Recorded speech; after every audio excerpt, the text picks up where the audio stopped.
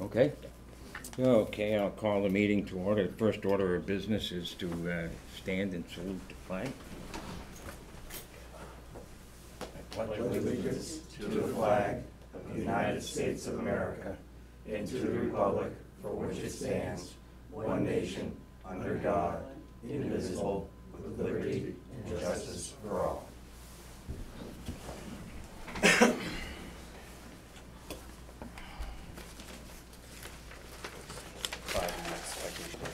Hmm?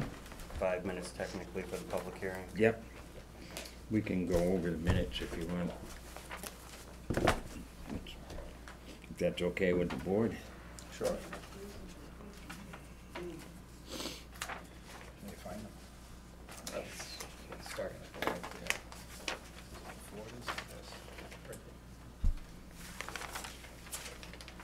This is the one we put on hold before. Yes. Yeah, there's a syntax that it like just read funny that I never did anything with, but.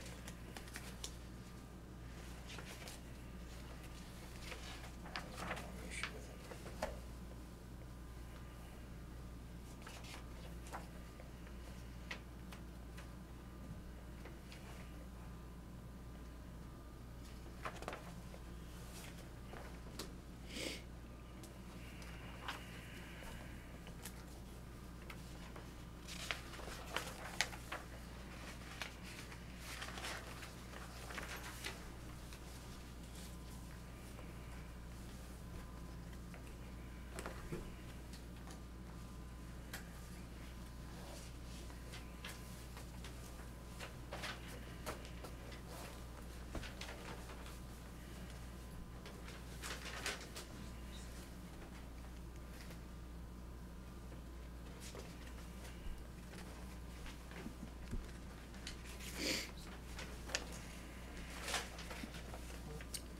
This is the other thing, right here. No response from the Board of Selectmen email to the DOR. It looks like there's no response from our email to Department of Revenue. There was no response from the Board of Selectmen, you know, to the email received from DOR. I mean, this looks weird. It looks like, that's the only thing I didn't like in that. I should have pointed that out a long time ago. I think that's the only thing I really didn't like.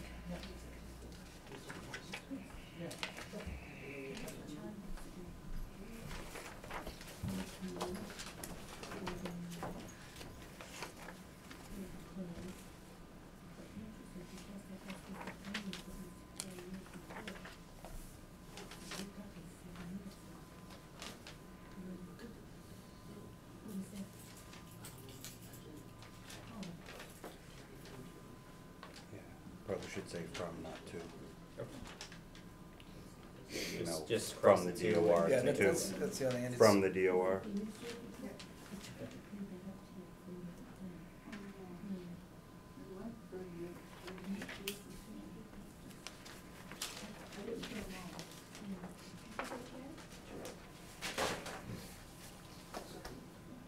This statement that I asked DOR for help. I don't know if I particularly asked DOR for help. They offered to meet with people, and I said it would be a good idea, but I certainly didn't initiate any requests for assistance from DOR to call them to see why they're holding their money up. It's once again that little, you know, it's not a verbatim what happens, it's a generalized coverage of what happens, so it's not inaccurate, but. Yeah.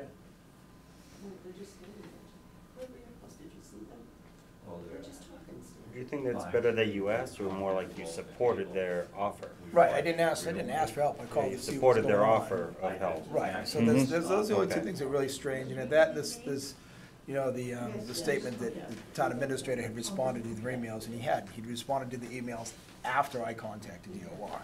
Prior to that, they had no response, so, but that's moot in here.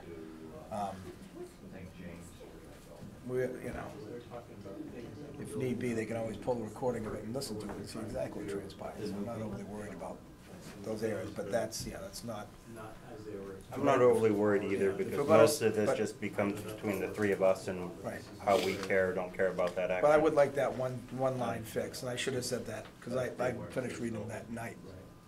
And which line is that, Greg? Right here. I was told there'd been no response from the Board of Selectmen's email to DOR. We didn't email the DOR. Right, Board of okay. Selectmen From- email from DOR. Yep. And then down near the bottom is saying that I asked for their help. I didn't, I agreed to have their help when I asked them what was going on. So that would be the only other thing down. Okay, gotcha.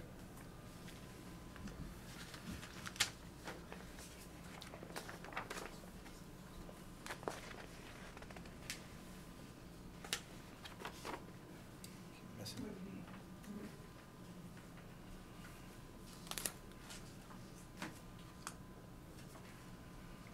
Right, yeah, that's the last one here. Didn't explain that I asked for that. I support them help in meeting with our people. They suggested they come in, they suggest we do things. I just That was have the only- another question on the next set, but once we're done with this. Okay. Okay, that's the only things I think I saw on that we've sat in those long enough.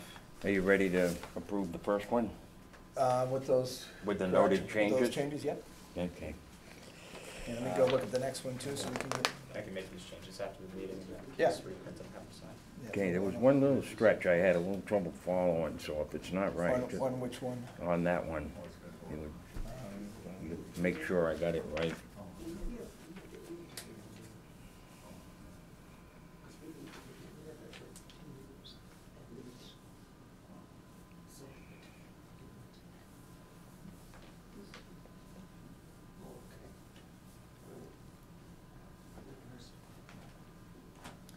Yeah, basically the only thing is he agreed that he would, that he'd look at it before this meeting, and he did.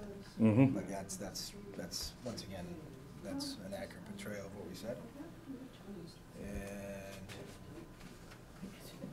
what was it, October 16th that you wanted? Oh, I'm Matt, sorry, that you were yeah, looking that's, at? that was incidental, that was just attached to the thing. Okay.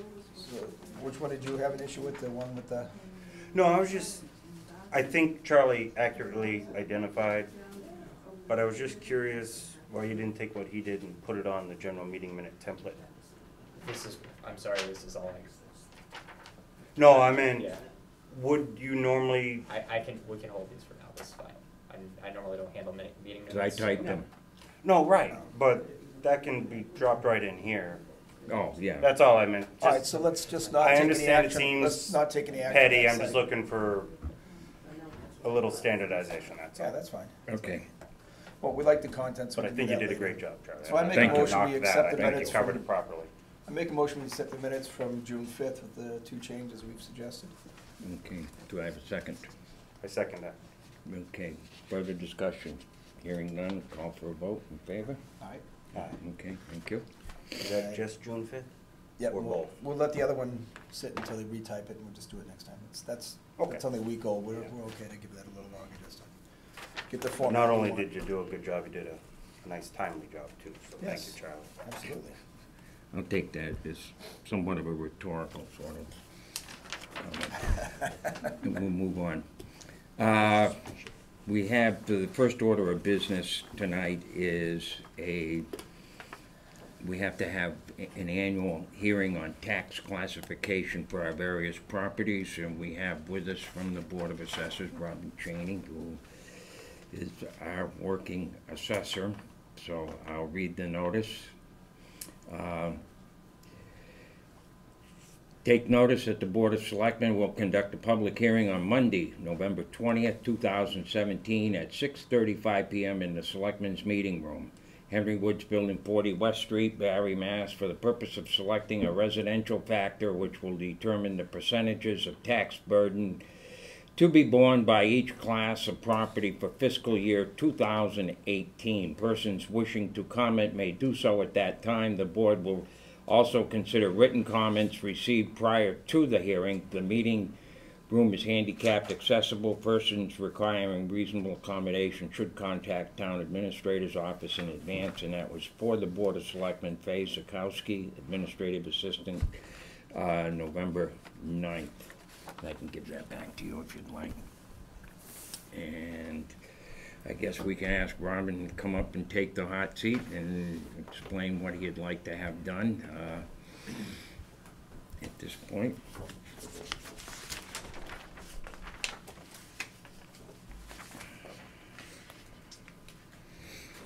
Classification hearing. Most of our taxpayers are residential taxpayers. They represent 84.77% of the total taxpayers in Barry. Commercial represents 6.05%. Industrial represents 2.28%.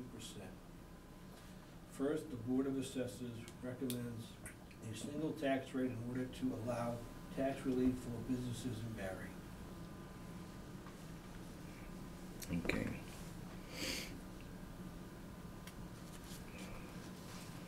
I have one question, and I don't know if you have the information available. Do we know what the percentage change from last year was? Like, what, were we at 5-something% in commercial? I'm just hoping we had a little commercial growth. I'm not saying it's gonna make a difference on the decision, I'm just curious. No, this just is for this year. Okay. And I didn't think to ask ahead of time, so I apologize. It's okay. I would have several questions, actually. These percentages are percentage by volume, not by dollars. In other words, the residential makes up 84.77% of the taxable. Actually based on certified full and fair cash value assessments. Is that, what percentage of our town's levy does that come out to be? The 84.7% residential, what percentage of our levy does that make up? I understand it's numerically 84.7% of the. Yeah, so the new percentage shares of total tax levy is the same number, 84.77. Okay. You have a How many single ta- you have a people? single tax rate, so. How many people is that Right, involved? well, the way you read it, it seemed to indicate that this is of 100 taxed entities, that 85% of those are residential, 6% of the taxed entities are business. That's correct. Okay. Of that 6% on the commercial tax levies, what percentage of our budget do they represent? What are the tax rates they all have, and what are we looking to change them to? Do we know what the tax rates are for the three different aspects now? Not at this time, no. The tax rate, you mean? Well, we're talking about having a. Or the total taxes received? Right? Both. Because the tax rate's the same on all three. From last year, we agreed to apply the same tax rate to all three divisions. Yeah. Okay, so this wouldn't be a change, this would be just setting the rate the same as it's been. Equal Right, to- the Yes. rate hasn't Consistent been- between, the rate will change, Right. but it will be consistent between all three entities. Okay. Yeah, the rate is, yeah, the rate's the same for commercial, industrial, and residential. The only other option that the board would have would be to adopt a split rate to adopt two different tax rates based off the whichever factor. So we're not asking to move to a single rate from a split No. rate, we're Yeah. asking, that's what No. I'm trying Always to. been It's a right. sing- Yeah. I we've thought always this been a was some single sort of rate. change in the base or something, I was trying to see why we're doing and what impact it would have, but it's not to change anything, it's to keep it as we've done it this That's They say previous tax year. the impacts the only way that you can impact this number is when you adopt your budget.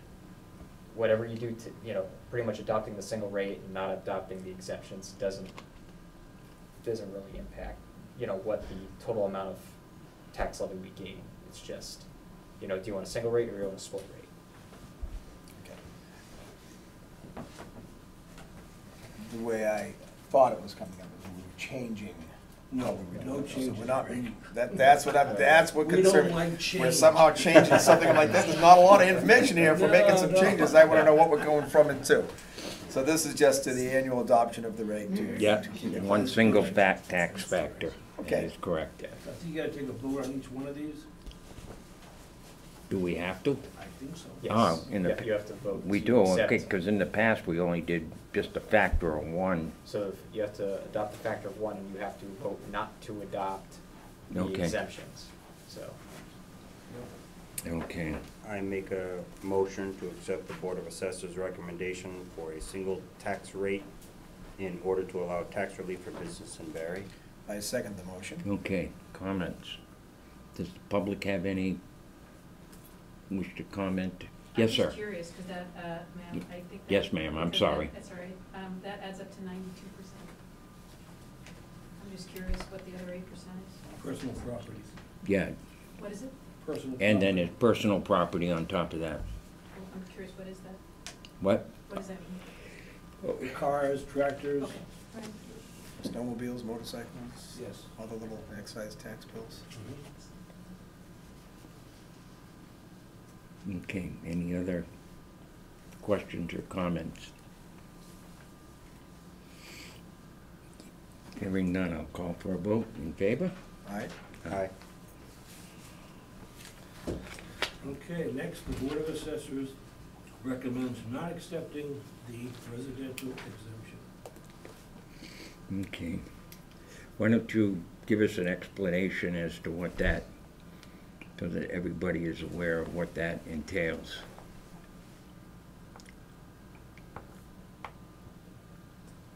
You got me on that one, Charlie. Okay, Sorry, I don't have the information right now. So the residential exemption would be mostly for, like the business, for communities that have a large population of people that own homes but don't necessarily live there. you're right. So those are, it's kind of like to give an exemption for somebody who owns their house versus renting it. So, Oh, I got you. so like somewhere like Nantucket where So they're an not owner nec- occupied would have an exemption versus someone has their property as an income property for Correct. rentals? Yes. Okay. I would make a motion to accept the Board of Assessors' recommendation not accepting the residential exemption. I second the motion. Okay, Yeah, that's- comments or questions? Hearing none, I'll call for a vote. Those in favor? Aye. Okay, Next, the Board of Assessors recommends not accepting the small business exemption. And once again, what is that exemption? okay. Andrew, can you help me out? So small business, I believe this one is for businesses that both own the property and are, basic, I'm pretty sure it's owner occupied and owning Right, small residential business business, under yeah. under a Home. certain amount of capacity, so Right. I don't think that we don't have really any property, or a substantial amount of properties that would fit into that classification. Kind of like a home-based business. Yeah, home-based that was businesses. always my understanding of it. Okay, I make a motion to accept the Board of Assessors' recommendation not to accept the small business exemption. Second. second, are there any comments or questions on this? Hearing none, I'll call for a vote. Those in favor? Aye. Aye. Okay, And fourth, there is currently an excess levy capacity of $65,466.73.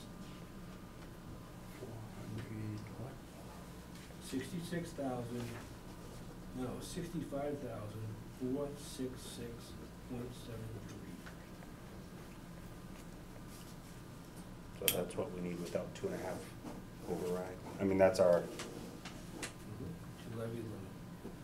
that's our Now, little. this number is gonna change because Eileen and Jean are having a little trouble reconciling Article 11, we voted on at the special town meeting, that $18,240.26. They're not sure how to apply that to the LA 5. So this number is gonna change once they resolve that. So, of course, being the new guy, once again, I don't understand exactly what that number is representing. This is money we've stayed under our levy capacity or capacity we have available? Under. We have Under. cap- You So know, there's, we there could is, have, you could spend additional, Yeah, we we're not going- could have taxed additional according to the Yeah, legal limit, tax but or whatever we've you- stayed $65,000 under what we're allowed to tax. Well, that's good. okay. Okay. And there's a potential it could increase by about 18,000, depending on how that reconciliation of that Article I 11 think that's goes. gonna increase. Right, I think they're trying to determine what account that money should be Yeah, returned the to is article the issue. was vote to transfer a balance of funds, $18,240.26 from Article 35, Fire Station 2 Ventilation System of the 6/21/16 Annual Town Meeting, account number 0010222-580502 to the general fund. So it should increase the general fund by that amount of money. Right, unless it. My understanding of the article we voted on. That's right, if it was accurate that it came from the general fund, I think that's where the holdup is. If it didn't actually come from the general fund, we wouldn't be able to put it back in the general fund, so it would have to go. Well, the question I have is because it was a previous fiscal year authorization, does it actually end in the general fund, or does it get held as a previous fiscal year free cash that has to be certified? So in other words, Well, it'll have to it be- doesn't yeah. change our levy because we can't actually use it this fiscal year.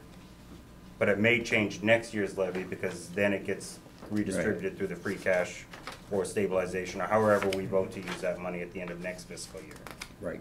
Right, that's what they have, they're gonna have That's to what they're working reconcile with through. DOR, so, that's, Okay. that's pretty much what They're we're. gonna work on that tomorrow. Right, Okay. So we're looking at 65,000 right now, and that's really Right. what you can count on. So most likely may impact next year. Okay. So if anybody knows, that's our little gap between our budget versus our expected revenue in general terms, if I'm correct. well, what we can legally tax, so. Oh, right, we so could've- even if our revenue we got could've- higher, we could've- couldn't go hard. Yeah, we could have brought that, you know, That's right. if we put another $65,000 into the budget this year, then the tax rate could have gone up without going for a 2.5 override. So, Which we didn't want to do. Okay, you need a vote on that? No. No, okay. All right, Rob LaRue sent this form over. Andrew's familiar with it, and looks like a pretty good form to me. So I think you can sign it. Okay. so I'll just give you We're guys gonna the sign the original. same one, Charlie. What? We're gonna sign the same one. Oh, okay. I have this, one. Do you wanna use that one, Rob? I just have, You got one? I got one here, I just gave it. All to right, we'll Chris. sign that. You, And then I'll sign it. So we've got classification allocation forms. 2 copies. Allow you to sign it. Oh, okay. And, like I said, if the number changes, we might have to sign a new. Plans, right? How many copies do you need signed from us? All right, you'll sign both of them, Matt. We You get- sign right here, right? Okay. Right, Yeah, we each get an original. right in the middle? Oh, anywhere on the blank there, Charlie. Yeah, okay.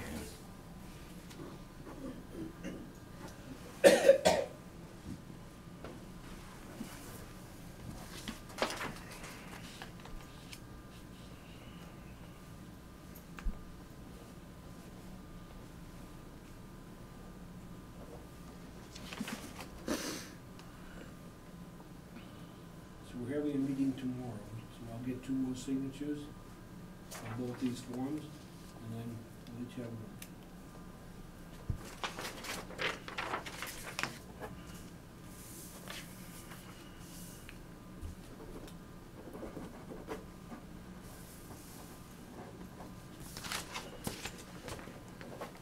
Go. Are you offering any prediction or prognostication on our Go tax back to rate you, or Andrew, anything, him. or? To you or to him? I don't, okay. Yeah, No, they, I they still don't, need to Charlie. sign. Okay, I just thought I'd ask, that's, you know, we put, what? You can't wait.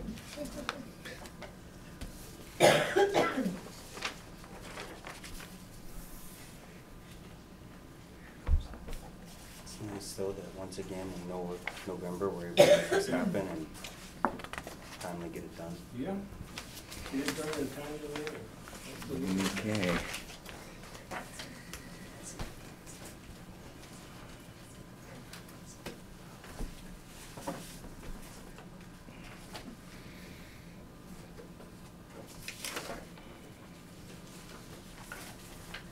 Okay, we are all set I at guess this. it's a done deal, gentlemen. Okay, very good. We Thank you. thank you for your time and thank the board staff for their input. Appreciate that. Much appreciated. I should pull up my definition is what's what. Okay, Greg? I'm always gonna ask, so I get a little better versed in it, you know? Thanks a lot, Rob. Silly, we like to know what we're signing, you know? Absolutely. Thank you. Yeah. Thanks for coming, appreciate it.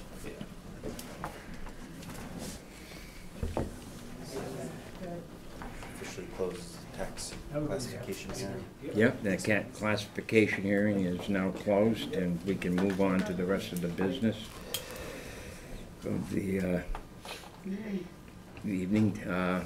We have a section here for public comments. If anybody in the public had anything they wish to comment on this time, that doesn't preclude some discussion on some of the issues we'll have later in the meeting. But if anybody had anything they wish to bring up at this point, feel free to do so. And as we go through the meeting, there'll be some other opportunities probably on some of the things. We have during the continuation of the poll petition for Adams Road. This has been going on for some time now. We had a meeting on it last week down at the town barn as part of a special meeting prior to our DPW meeting. And I think our Public Works Superintendent, Jason Pimento, wanted to take another look at it before we did anything. Adams Road, just to refresh everybody's memory, is up off of Fruitland Road and it cuts out towards the MDC land and Bridge Road, and it winds and twists to dirt road. I believe he's had a chance to look at this point, and he has signed off on it. Yes, the copy in your packets includes his signature. Okay. Along with the pictures of the site conditions. But if I used your guide, I'd have in.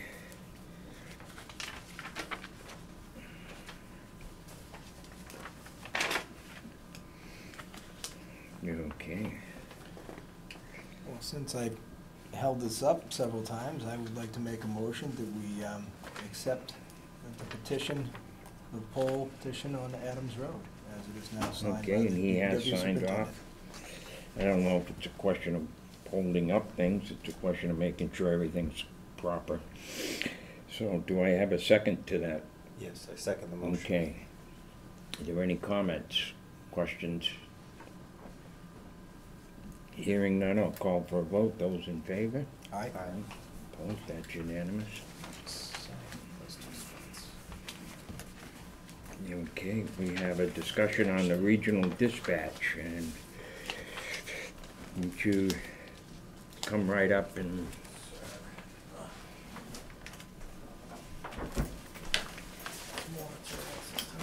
good to see you again, and welcome back to the board. It's all of our signatures, or just Charlie? It's like see all if on the, it. yeah, there's three I do lines, see might a as well bunch of sign it. lines, so. Save Rick. Thank you. Yep.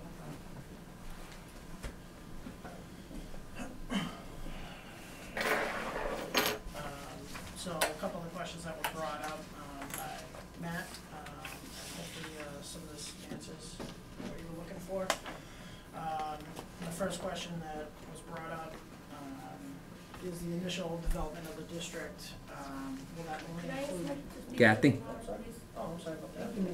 Yep, so the first question was, the initial development of the agreement, was it just to include the 4 communities right now, or is it to incorporate other communities? Currently, right now, it is just to Mhm. form the 4 communities right now, and then later on, invite other communities to join. That was the first question. Second question, was there any costs to apply to create the district model, fees, permits? With the state, there is no cost for fees or permits to become a district. The fees that will occur are your treasurer or accountant. Under the legislation, we could utilize one of the town's treasurer and accountant and pay those fees. today roughly, I just went over if we utilized Rutland's, but that's not what we're proposing. If any other communities can handle it, that's fine, and open to whoever.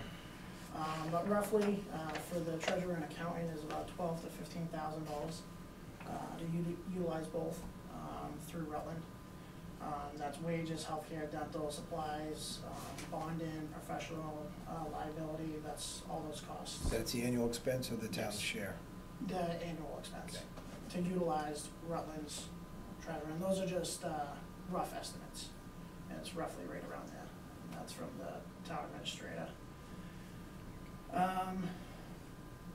To offset some of those costs, moving towards the district, currently right now, the dispatch center will be accepting wireless 911 calls, hopefully by the end of December. So there'll be no longer, when you dial 911 from your cell phone, it'll no longer go to the state and then be transferred over to us. It'll automatically go straight to us, providing a faster response from the first responders. With doing so, that grants us an extra $25,000 in support incentive money that we can apply towards wages. Doing that, that'll free up some money for those other costs for the treasurer and accounting. Moving towards a district, if we do become a district, and then add on, let's just say, just Paxton.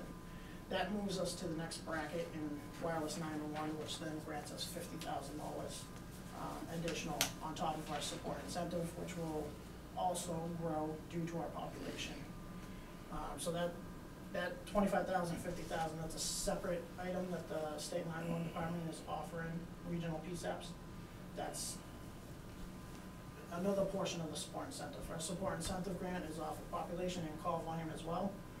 And that will also grow as we bring on more communities. Is that only available to a district, or is that available to your current? No, that's available to our current right now, so Okay. that we will be getting that, well, it'll be prorated, but we'll be getting half of that 25,000 come December. Okay. Question 3, additional training and certifications to go towards the district. There is none. The only time there's going to be additional training is when we bring on another community, learning the geography, the different departments in that community, the way some of their policies and procedures are, adapting to those. That's the only training which would be conducted over a time period before we actually brought that community on while on duty. So there would be no additional costs for training. The one question I have there is, we started 4 communities. Mm-hmm.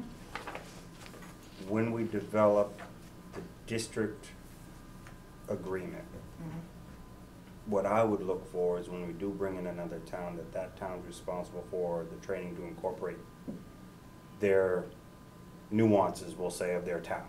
Right. Whether you break it out over years or however you build it in, I'm not saying they gotta come up with an upfront cost of 10,000 or whatever you estimate, but Right. I'm just suggesting my input right now as you develop it, Yep. something like that. And that's part of our next steps. If we do agree to move forward, that's some of the next steps is to develop a procedure on accepting new communities, what the requirements are going to be, training, any costs, what's required by those communities to even be accepted on. So that's going to be part of the next steps as well. Those are the 3 questions that you had, Matt, and that was also clarified through their general counsel as well on all 3 of those. So that's what I have on your questions. I don't know if you have anything on top of that. I mean, not based on the general discussion of what you previously submitted, where we're going. Yep. I've come to realize it's kind of where it's going and it's where we're going in the state for Central and Western Mass. It's their goal. I don't want to limit it to that, Yeah, but it's- it is their goal to regionalize and. Yeah, and the district model is on the eastern coast, mainly, the district model with Duxbury, South Shore, and Revere. those are the true district models through the state. Neshoba is a district model, but not a true district model due to mass development that started that. So it's not, the state doesn't classify that as a true district model. I did include in that packet the sample model that the State 911 Department provided me. Okay. And that's the model that they see in other communities throughout the Commonwealth. I believe that's towards the back after our draft that I believe you already have.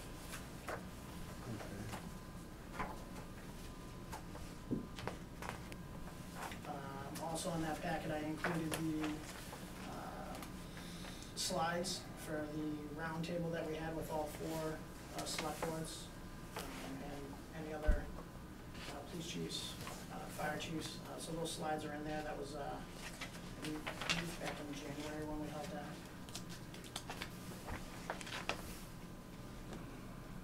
And also legislation, Chapter 500 of Acts of 2014 is also provided,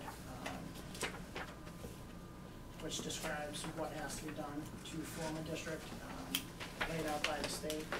That's the one with the really, really tiny writing. It's 2 pages. Yeah, that one right there. About halfway down, you'll see the conditions that the state has laid out, which is pretty much already laid out in the draft that we have right now. But like I said, the draft is not final. It still needs to be worked on. And my next steps, as soon as we get all 4 towns on board, is to form a committee, members of the teacher community, to work forward with producing a final draft of this district model. In regards to that, what type of support do you or do you not have with the other 2 towns that aren't Rutland? Currently, right now, Rutland and Hubbardson have signed their letters of support. Ocam and Barry is still on the fence. What's the population served currently under the 4 towns we have? Under the 4 towns, currently with the last census was 20,000 and like 58, I believe it is. So if we do add a 5th, we'll step over the 25,000 Oh, to yeah. the I next looked 2 at days. Paxton today, and that would put us right at the benchmark. And we're unlikely to ever get to the next threshold unless we really Yeah. grow. Yeah, the 50,000 to 100. Is there any intent to try to grow beyond that to that next threshold, or are we really just trying to get up? You So know? which one, the 3rd threshold, or? Yeah, are we looking to stay in that second tier of 25 to 50,000, or are you looking to someday increase to a larger populace than that? I'm not looking at that 3rd tier for quite a while. I'd like to see another 1 or 2 communities come in and work with that first. I don't wanna grow too fast. And my do it concern right. as well, just, And we need the facilities. Currently, right now, we can't accept more than 1 community. Even with Spencer, we'll be kinda limited. Paxton, we wouldn't have to add any additional staff, with what we have right now. and- Spencer comes in, we would have to do some, which is part of what Matt had brought up before. When we get to the point of we have to start increasing staff, we're increasing expenses. right, And, you know, administrative end as well. yep, And there's gotta be a point where it becomes financially unwise for us if we get too big and if we have to increase too much staff, Right. that our contributions are gonna go up and not down. And that was, I think, our biggest concern Right. going towards that. But as Matt said, I agree. From what I hear is that they're really trying to push to very few dispatch centers statewide in the future. And like it or not, they're probably going to coerce us into it. You know, yeah. I'm on board, I guess we'd say. I'm not looking to grow fast, I'm looking to take it slow and right. I don't wanna. I'd like to kind of drag rush our it. feet in the slower side and Yeah. not be too proactive Yep. in this at this point, other than getting us into the next tier Right. and bringing 1 more town in we can. I Yeah. wouldn't want to shoot past that till we work the kinks out. Yep, and that just ups that bracket, that's gonna also up the bracket on the sport incentive side as well. Right. So additional money will come in. which is the idea of making it passive, we're so close to that Yes. threshold. Yeah, But yeah, that's, my concern is the growth and Yep. the service to the communities. Right now, as I said, on our end, my personal experience is the dispatch works very well. thank you. And I'll know as this goes on if it lessens or not, Yep. because you know I'm gonna see it firsthand. Definitely. So I get a prejudiced opinion pretty quick of it. So far, you have a good opinion from me. And also, I just wanna add another portion, for other revenue options coming in is also, as soon as we, construct the Hubbardson Tower, I will be putting out RFPs to all the sub providers, to attach to our 4, owned towers, for more revenue to go towards the operating budget. That should be substantial, their contributions. I think they pay pretty good, Yes. at least normally. So Yeah. that'd And be good. that's what State 911, that money has to go towards the operating budget, that's through their legal counsel. Even though we own it, it was constructed by state money, so we still have a hand on it. But anything we bring in will still Yep. reduce our contributions, so it's, good. I have one question here on page 3 of the PowerPoints. Yep. It's, in the top right, it speaks of the administrative operation and finance oversight, different boards and committees that are related to the district. Yes, Under the administrative board, it specifically states, responsible for all administrative matters related to dispatch, excluding matters under the finance committee's purview and human resource matters. But it doesn't say where human resource matters actually fall. that's it, you're right, So And that's if you something could that- clarify that somehow? definitely. I'm guessing it might be an operations committee thing where you're dealing about day-to-day policies but I don't know. It's gotta land with someone. I know it'll probably land on you ultimately, but Right. what committee or board has a say in what policy you're allowed to, the committees will approve the policy and then you gotta enforce it. So who's that board or committee that has that role?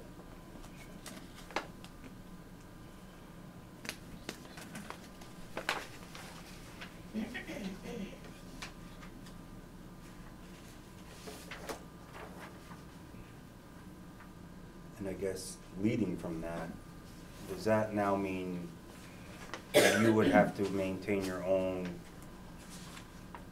personnel division department? Personnel. Because again, otherwise it's one of the member communities is Right. also gonna get funded to maintain those records as well, so.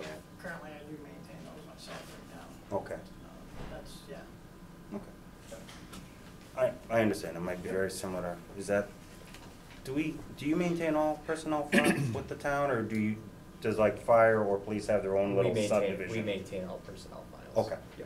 I was just curious. Yeah, the only concern I think in human resource in that end is gonna be if there's disciplinary action, or where is the review or the appeal go to, for issues of that sort. That's the other side of that, other than just tracking Yeah. the personnel on their records. There needs to be some sort of oversight to a disciplinarian, whoever's doing disciplines. Kinda like who plays the appeal board? Mhm. Right. Okay. Now, am I correct? Maybe I missed it. I was trying to read and listen at the same time. Yep. This can be implemented without a town meeting vote? It appears that it can be. Right. Why is that? I'm not quite sure, I don't have the answer for that. And, For you. okay. Secondly, it appears to me that this committee or board or whatever it is, the oversight and the budget committee have complete autonomy. They just tell the towns what they're gonna pay, and they're gonna pay it, whether they wanna pay it or not. Is that correct? Seems to be the case. Right, but you're a member of the town. will be part of I that understand that, policy. but, Yeah. but the town, Right, we take it, I mean, at least with the school budget, we have a say whether we're gonna vote it up or down. And that's a school district. But this, we don't have that say, we just take it, whether we can afford to make the payment on it or not, or we have to lay off other workers to accommodate this. Regardless, it seems like the farm's been bought here. We don't have any control over this budget once this district is set up. The budget is produced by a member of your finance committee as well as the other 4 towns. That's finance correct, committee. but it's So presented to the towns, take it or leave it, pretty much. But the towns are producing. I understand that you're missing my point. You're missing my point. Can I try to clarify for you? What? Can I try to clarify for you, say it in a different way? You can clarify it, but Yeah, I think you know where I'm Right. going with When this. when the school committee comes forward with their budget Right. request, Yep, we have the opportunity at town meeting to approve it or not approve it. And when if it's kicked back and disapproved, yep, either they can bring it back again or they can amend it. yep. There has to be some avenue for the citizens to control how their money's spent. So in other words, the town, before I'd be on board with this, Kinda like based on has to have an appropriations. opportunity to say no to this, or you will lose me there as well. Yep. Every citizen should have a right to. Yeah, I to will not speak support about it if this it doesn't have that and- provision. Did I clarify that better for you? That clarifies it. We were gonna get to the We're same gonna place. get there, Yeah. I got it now. Yeah. With I got it this- now. We have to have, the citizens have to have the ability to, it's the spending of their money, even just the Yeah. town meeting we had, just to spend money for things we think are necessary in town. Right. They have to go in front of the town, and I think they should as well. Okay, Kathy, you had a question? First of all, I want to know, would this board be having an informational meeting with the residents? Explain to them what's going on here and letting them ask questions? I'm still inclined to want to see this go for a town vote, whether it's required or not, before we enter it. I would want the town's support in this. This is not a decision I would want to make on the town's Right, behalf. but I mean, would Right. you have an informational meeting, Greg, so that people can come? 'Cause I- that's what we did I before. I would Yeah, absolutely I think have so, no problem. when we get to that point, Uh-huh. we're, I think, quite a ways from that still. But when we get it closer to what we wanna do, we don't wanna do it, we're sitting here, like when Mike, first time he came in, Right. we wouldn't get on board and sign it because we didn't have enough questions answered before we commit and say, and we haven't yet committed to say we're on board. I think we may get there tonight. But that just lets him go forward with the planning. When we get to a plan that we can present to the town should hear the plan. And my opinion, which is one opinion, is that the town should have the right to vote to accept this and move into this model. And if we are in support of that, we'll certainly stand up and let the town know why we're in support of it and what exactly it does. I don't want to make this decision on the town's behalf, and I don't think we should. Can I ask Michael a question? Michael, how have the grants been since we've regionalized? I know we've lost quite a few of them. In fact, your salary is one of them that was a grant that we lost and we're paying that full salary. No, so the grant, that part of the grant is for once a department regionalizes, that is, the salary is only covered for that first year of initially regionalizing. After that, the director's salary is no longer covered under that. I don't think that they understood that though, but go ahead. Right. Right. But that's, under the grant, that's what it's for, and that's how it's laid out. Since I've been here, we haven't lost any grants. We've been awarded FY 17, 18, 16 since I've been here, all three, support incentive, training, and development. 18 development is for the Wheeler Road Tower in Rutland. FY 17 is for the Southbury Tower off of Town Farm Road on Industrial Communications Tower. FY 16 was to build out our IT/radio infrastructure down in the basement of the Rutland Public Safety Complex, which that is 99% completed. But we were denied certain items on the grant, but weren't denied the whole grant totally. It's a competitive grant, so we're going against over 300 other PSAPs. And other regional PSAPs that have 2 to 3 other communities ready to come in are taking priority in state 911 department's eyes because they're gonna invest that money to reduce costs. So if we had Spencer ready to come in, ready to go, we would probably see that whole grant. But seeing where we don't, they're gonna take priority and disperse the money accordingly.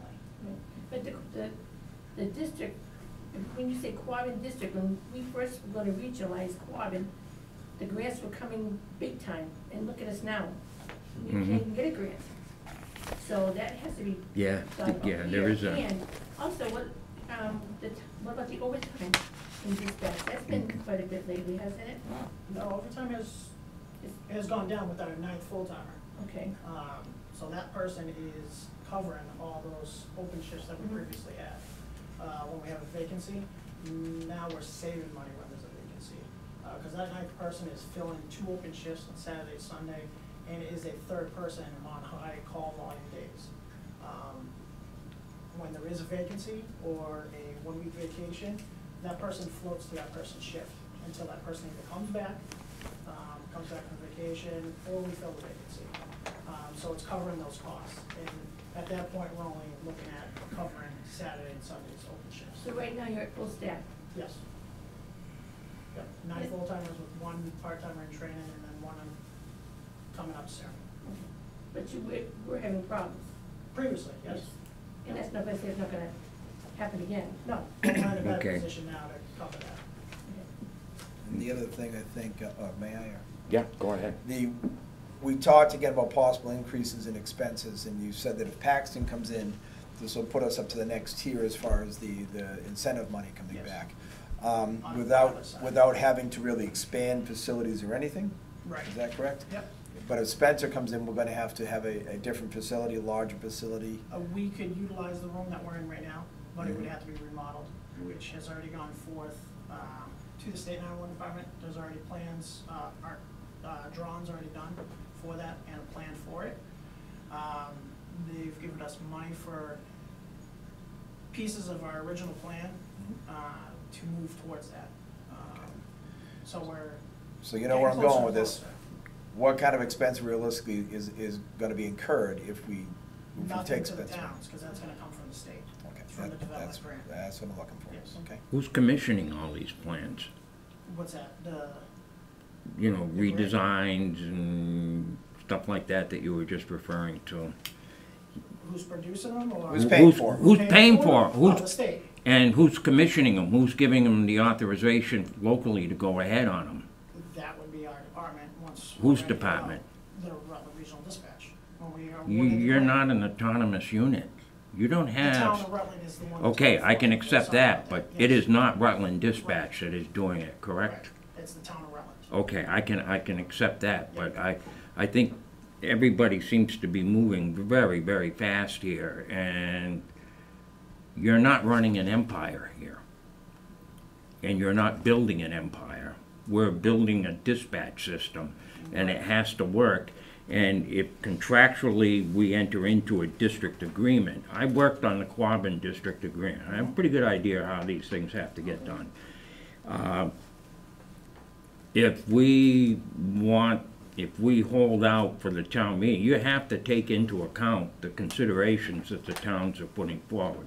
This isn't something you and 2 or 3 other guys are deciding. Right. This is something, you don't speak for our town. I understand that. Okay, I want to make this very, very clear, because this is something we have to decide, and if we want to work it into the model, or whatever you choose to call it, Right. I call it a contract, but anyway, then that would be between us and the other communities within the district. Right. And I understand. And to me, the state has nothing to say about that. What we enter into as an agreement, we're an autonomous unit ourselves. Okay. I don't quite understand, I don't trust the state in this whole thing, as you've heard me say that. Yes. And I don't quite understand what's in it for them in this whole process, to be very honest with you. I don't see what difference it makes to them how we dispatch, if we have guys with tin cans for that matter. It's our decision, not theirs. Right. And it's not like they're the model of efficiency themselves. So before, you know, and suddenly they start running out of money and it goes back, we're caught. So I think you have to realize that it's not the dispatch system that's commissioning these things, it would be, in this case, the town of Rutland, and I can accept that. They can do what they please. You know, I'm not telling them what to do, and I'm not passing judgment on what the other towns are doing. I'm not, our concern is Barry at this time, but, Charlie, one thing we have to realize here too is that, you know, the state does hold a significant stake in the game as far as the way that they are giving money for these projects. The Yeah. state gives us a considerable amount of money each year for, you know, to run this system. And That's the more that correct. we play by their rules, the more that we're gonna get. I understand that, and I understand that. I'm not too keen on this whole region, as you know. Yes. I would do nothing to undermine, I would never undermine it or anything like that, just to make that clear. I'm not out to, you know, do anything, but it was not something that I personally felt we had a fine system and it was running okay, and it's like, well, if it's not broken, why bother taking it apart?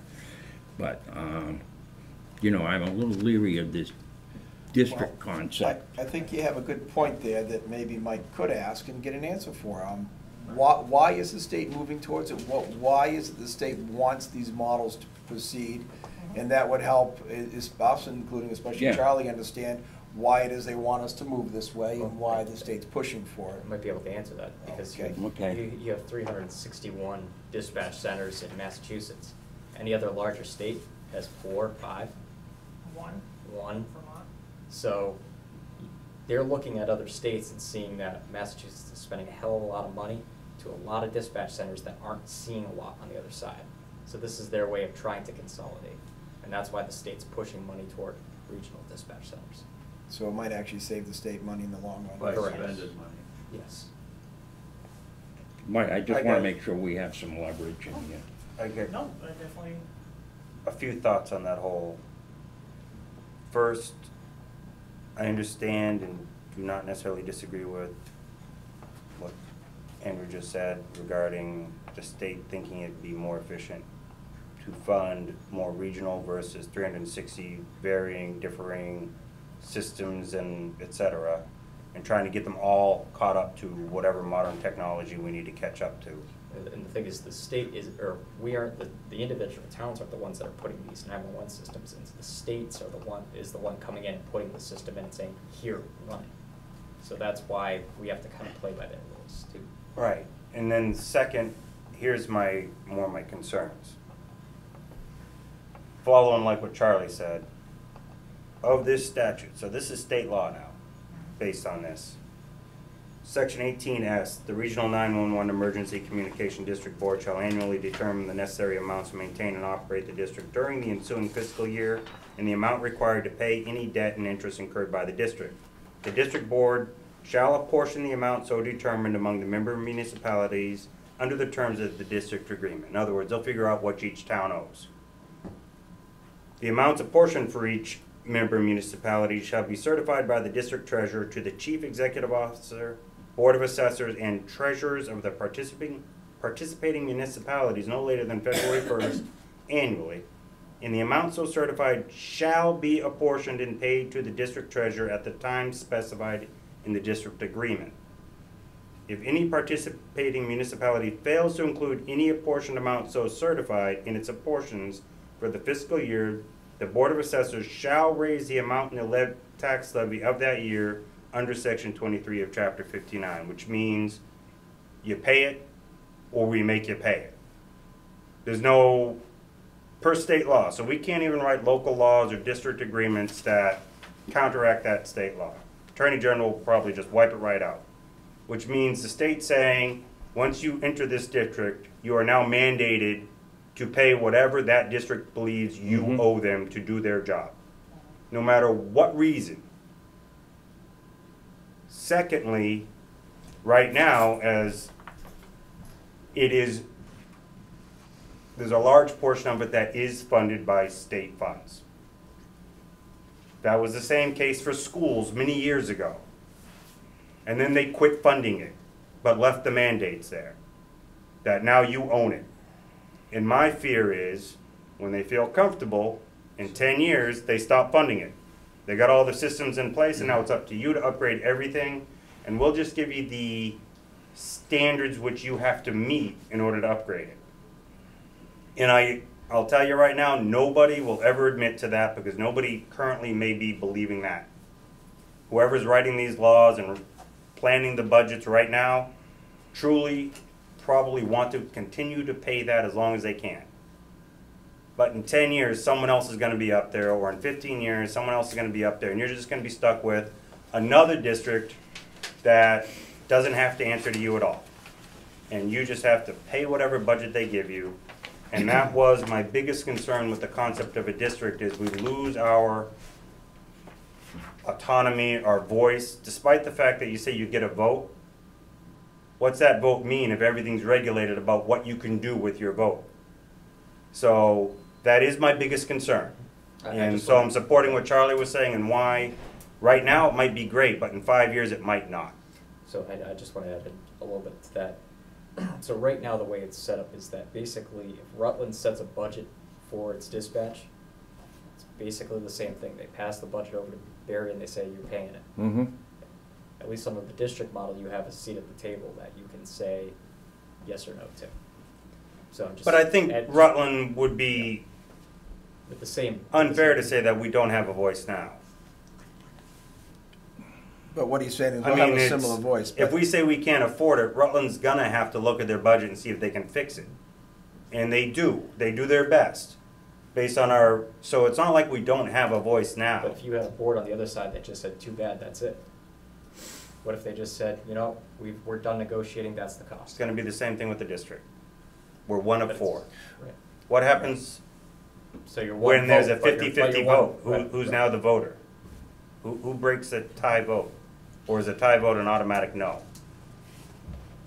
I guess that might fall into the That's district something to agreement put in there. details, but And maybe this is. I'm just saying that I hear you, but under practice, the voice is the voice no matter whether it's an agreement or a district. Maybe this is a silly It's question. do you work with your neighbors or not? Is it possible to, instead of going district, keep our regional agreement and have another community into that? Can Paxton join our regional agreement? If not, why? And you know, what are the benefits to district as opposed to expanding upon the region? So Spencer, their requirement is us to be a district model. That was one of the stipulations on the letter of testament. Right, to we're the talking state about Paxton first, which would put us Paxton, where we need to be for the yes, next level. Paxton's but- the same thing. So either one would insist on a I've district had model to join. Just brief conversations, and that's one of the sticking points right off the bat. Because obviously the advantage, the only large advantage I see right now to that model is the lack of having the state dictate to us exactly the things we're gonna do and how, although they can still generate laws that will control us, I'm sure. And I understand the concern for for losing the say, but as Andrew said, we don't really have the say now, except for we pay our share, we can ask. We can ask in the district model, and we actually can choose, Charlie could sit in the chair and give him a holy hell if he wanted to in the district model for the money. So to literally have a voice in that, I see that personally as more advantageous to have someone be able to sit and argue on our behalf, rather than just listen to what they say, then try to convince them to change it after the fact. To have a voice at that table that can make a strong argument for this town's behalf, I think is important, and I think we gain that leverage in the district model, we don't lose it. I understand your That- point, I know, but and I'm willing you to know- accept it. I think right now we're using different words, and we just both don't necessarily agree on Okay, so what what, the differences are between the two so what do you contracts. need from us tonight? This was more an exploratory type thing, am I correct? I think he's looking Not for a looking letter of for- support. Yeah, a letter of support to go forward with this. It's not saying that we're on board. I agree that you guys should have a vote on it. The citizens do have a part in this. So this is just to move forward with forming a committee of a member of each community to form this draft model, to get it to where all four communities want it. And are we agreeing It's a to lot of incur work. expenses at that point? It's a good question. It's a good question. Because I'm What sure the this is cost to gonna, take the this is next going, step, this how is gonna much? draw on dispatch Yeah. resources for you to do this, so Right. those dispatch resources are gonna come back to us, and I'm wondering what, Not that it's saying it's gonna stop it, but I need to know what we're getting into. Because I'd like to see more of it as well, but I wanna see Because it's taking time out of you guys'. Yeah. what's it gonna take to see No, more. I- I wanna see the hand.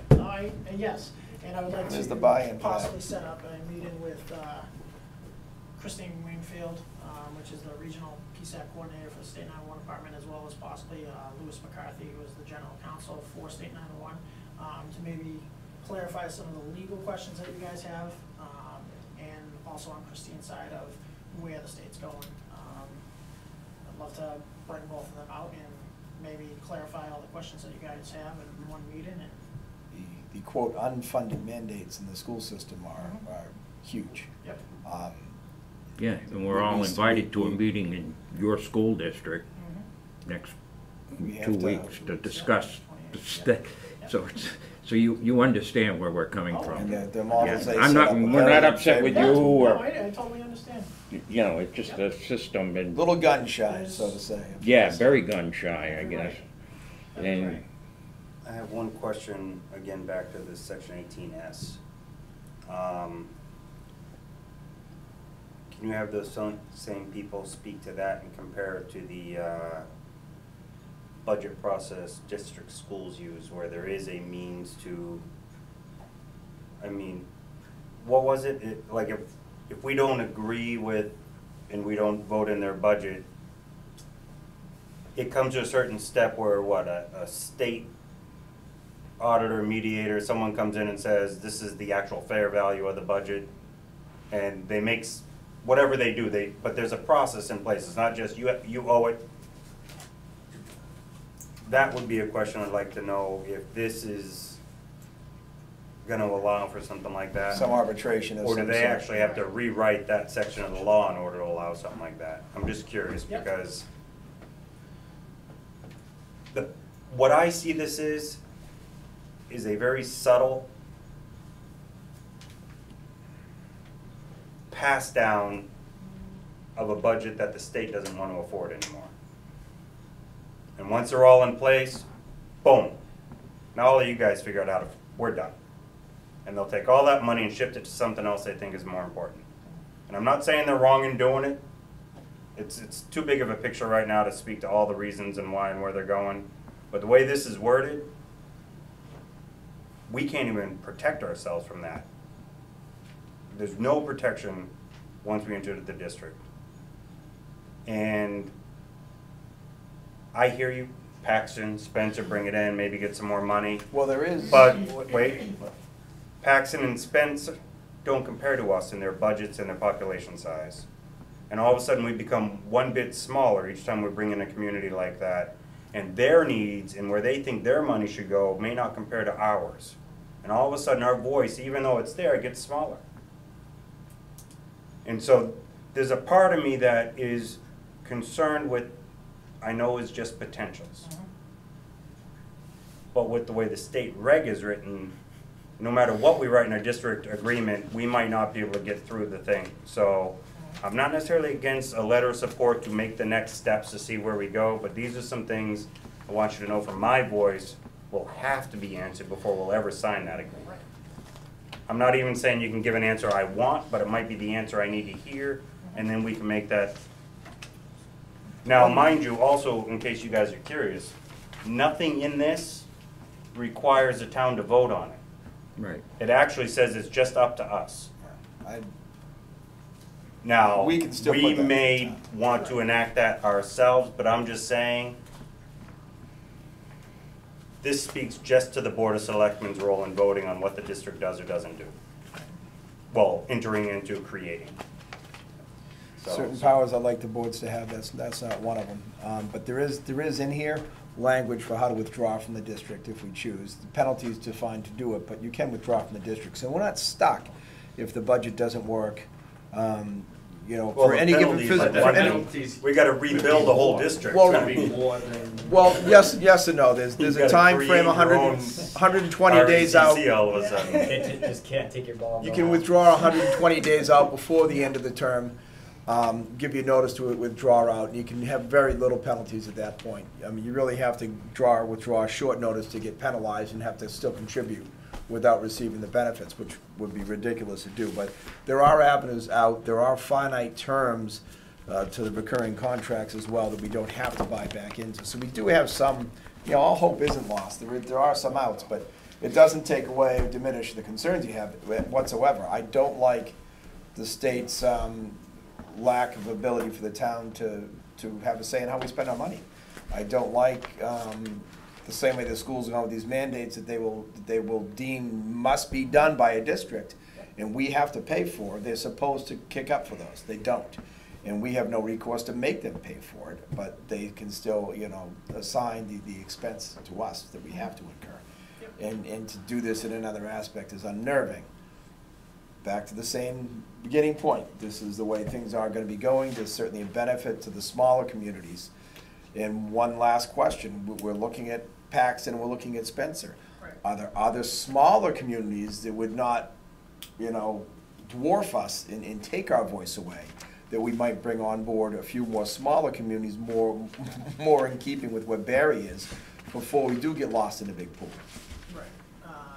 Currently, right now, small communities around us, border-wise, is really Paxton. I can't think of New Braintree, Hardwick, they're all part of. Well, you're thinking around Rutland.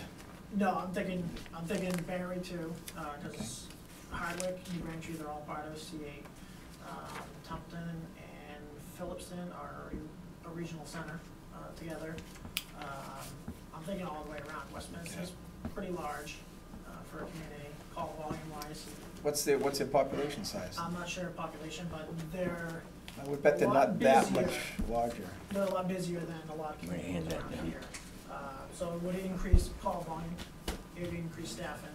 So I'm looking at that, trying to bring on a community that's not gonna incur additional staffing, which is gonna be the least additional cost to our communities. It would reduce it by splitting up the assessments. even What's that much Princeton more. like? Princeton is already part of Wachusett Regional, Okay. with West Boylston and soon to be Boylston. So they're already attached, and it'd be hard to pull a community out of a regional center into another one. Right, because they'd incur State's their not gonna- expenses to yeah, that as well. Exactly. Okay, I'm just, I'm looking all around. yep, and, I'm just asking to make sure before, like, and Matt's got a good point, soon I'll be looking we outskirts. double the size for one more community and suddenly we're, Right. our opinion. My that ideal doesn't one would count be so much. Paxton. Okay. Okay. Small community. Okay, well, I think you have the So- gist of our Yes. concerns. I would like to schedule another meeting with these two ladies, Louise and Christine. Okay. I'd like to be able to sign that letter for you sooner rather than later, but I would like to have an idea of the expense we incur when we sign it, before signing it. Potential expense, good. Right, we're a not good gonna know estimate of what exactly. you think it might cost beyond your existing budget Right, to go through the work to build. yep. Because we've got to find that money as well. Yeah, and I can also apply through the development grant for that as well. Mhm. Okay, Okay. very nice, thank you, Mike. I'll be in touch with Ann. Yeah, Thank we you. thank you very much. We sure Thank you covered for everything coming we were in. looking at before. I appreciate the preparation. Yeah. Thank And you. hit everything we asked for, I appreciate it. Yep, thank you. Yep. We're warming up to it. Could I take a quick break, Charlie? Yeah, sort of. Wants a break. Give me half a sec, I just get it. Oh, okay. Okay. Ugh.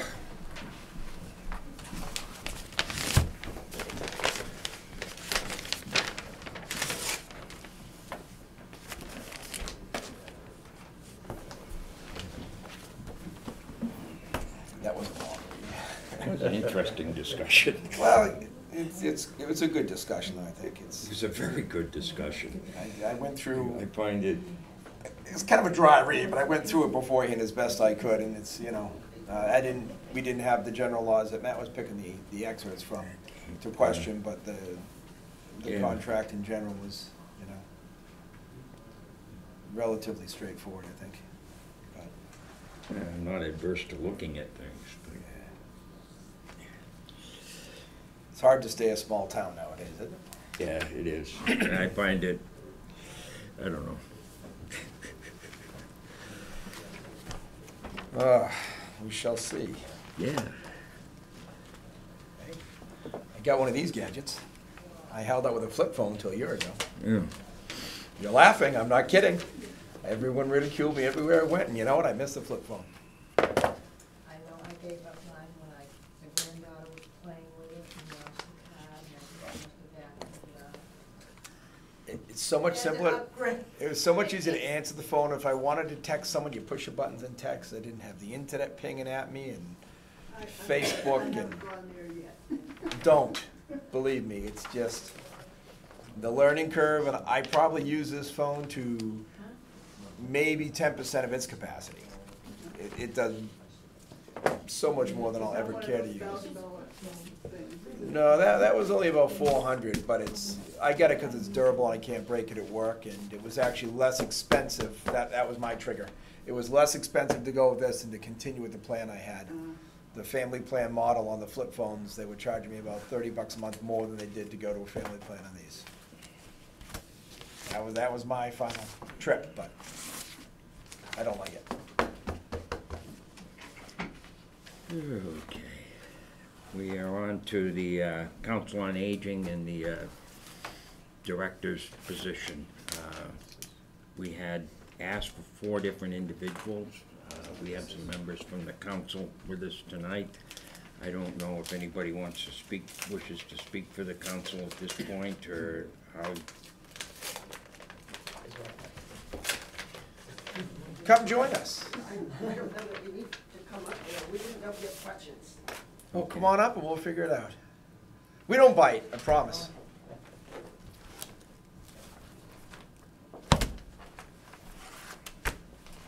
This is the floor.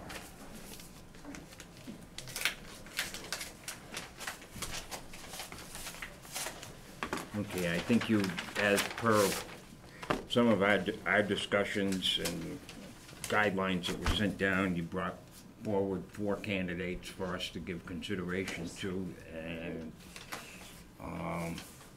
now the first thing we gotta ask is, how much longer is Lorraine with us at this point? The first. The first, so not very So, long. That's right. We had hoped that you would be able to do your interviewing and make your decision so that there would be time for Lorraine to spend some time with this person before she leaves. And some of you know Lorraine well enough to know what kind of a job she's doing. She's been excellent. Mm-hmm. Had she been in a position to stay, we would have kept her. I think it would have been just about unanimous to keep her. She has done such a good job in the interim. Yeah. So I presume you've interviewed all 4 of these Yes, on your we own? How many candidates do we have, just 4 total? We had 12. We had 12. Was one of these 4 the internal candidate that had applied? That candidate withdrew. That's one that withdrew, okay. There was a 13th candidate that was not eligible because the application arrived outside the deadline. So there could have been 13, and one was ineligible and one withdrew. So we had 11 candidates to choose from, and these are the 4 that we interviewed. How many on your committee or board were looking at these? The whole board 9. was there, all 9 of us. Okay, and how was, what sort of vote was there for this candidate? Your preferred candidate? Didn't bring my notes, but it was very high. High percentage voted for that person, the person who's. Not unanimous, but Not unanimous. There maybe like 7-2, something like that. Yes, for the first choice. Mm.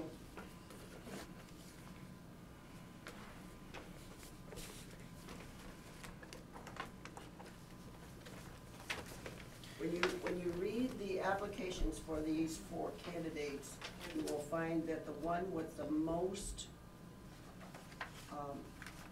background for this position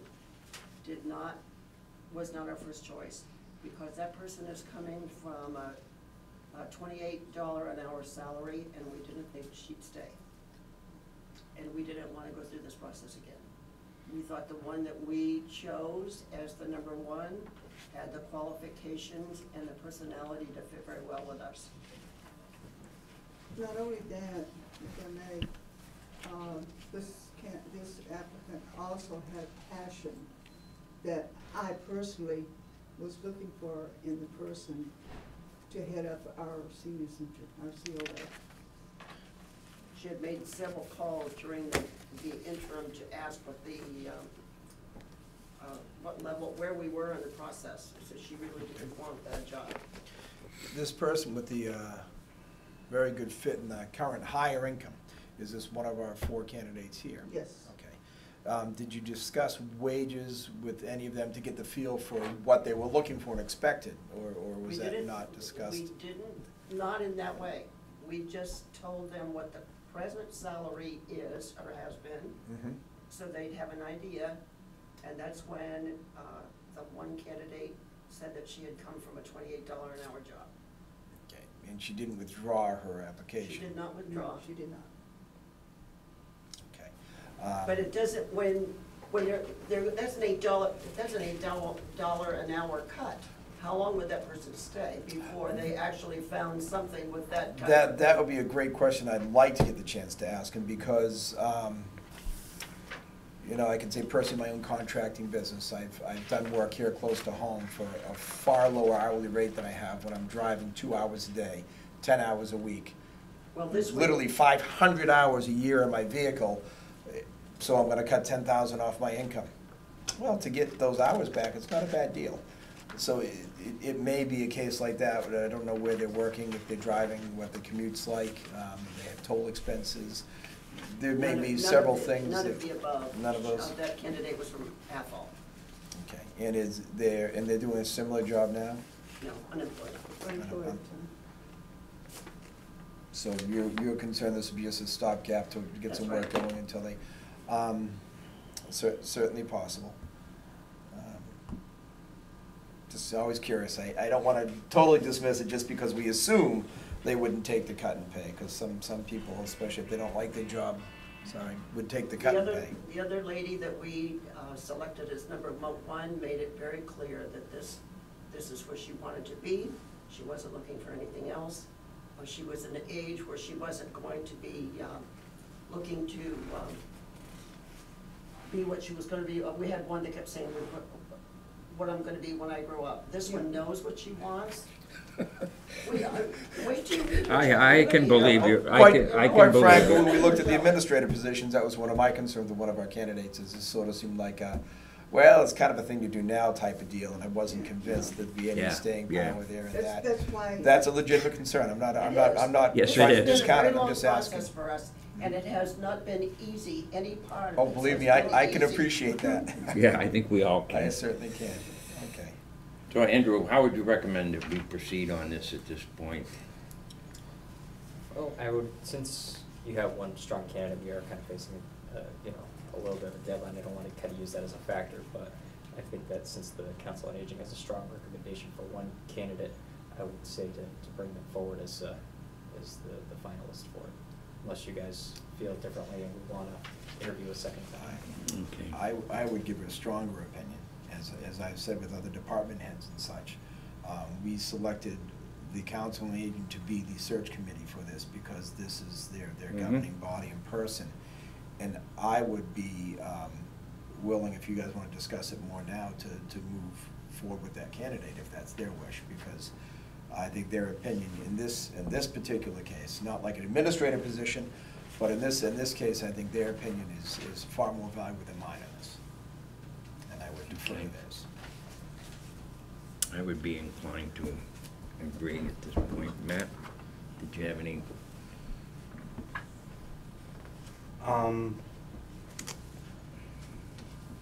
I'm not necessarily inclined to that, only because it's really not what the process was about. And I'm not, that has nothing to do with the efforts you put in, it's just the process was bring 3 to 5 to us, and then we'll go through the 3 to 5 and take our own opinions of what they're presenting and all of that. I definitely would like to hear, and maybe I missed it as I'm reading, maybe I didn't quite hear what you were saying. If these are rated in your preference, 1, 2, 3, 4? They are. You have that sheet. I don't have a sheet, I just have 4 applications. It's in your packet. Oh, it's in the packet. It was in Andrew's packet to us earlier as well. That was my Okay, yeah. misunderstanding. All right, I didn't know, okay. If you'd like to look at mine, it's right here. Oh, you have it. Yeah.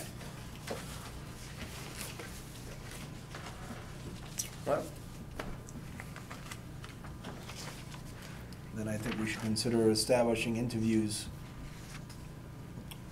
as soon as we can. Yep. We did agree on that procedure, so unless we have a unanimous agreement to move forward in a way inconsistent with what we agreed to and set forth, we're gonna stick with what we did, so I think we ought to consider when we want to schedule interviews and get them done. I agree, I would just like to coordinate setting up interviews and, We'd have to have a special meeting to do it Mm-hmm. by, Lorraine's leaving a week from Friday. yeah, I understand that. any of these four indicate a time after a decision made, how long it would be before they could start? Like, do they need a 2-week notice, a month? I Did don't- you hear any of that from any of them? There was one that did. I know I'm just an associate on the board. Okay. Stan has But- kept up with it. Yeah, well, come on up. Come on up, there's another chair. There's plenty. I don't have a vote. I That's- just wanna But make that's But we all have a right. seat for you. He's But kept you up have a with memory, everything. you were Yes. involved, Yes. okay. But you have a And voice. on people's resumes and questioning if they did have, when they would be available, and I don't recall. There was one that said she would need a 2-week notice. I don't know if it was the I first. don't think it's. We have either. this is It's their not- resumes I don't think anyway. it's either the first two, because I think the first two, Do you have it neither right are now? working. Yes, the first Oh, one you're right. is. Yes, the first one might need time. Yes, you're right. Yeah, well, That changes things. that's not really that unreasonable either. No. No, it and And that shouldn't be. It's 2 more weeks just doesn't kill us either. if how it's 2 quickly do we weeks. get to the interview and how long can we go without a true acting director? We just Quicker than thought letting it it would buzz, that's be all. advantageous for us to have Lorraine there to get this person rolling in the seat. That makes sense. But we were very fortunate in that Lorraine had a general idea of what went on in the town and in the center. Mm-hmm.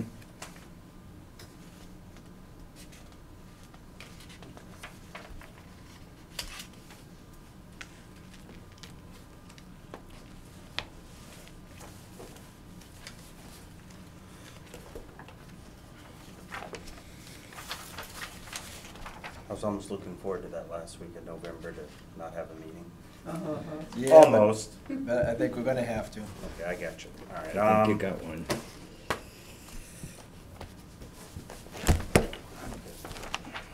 My calendar.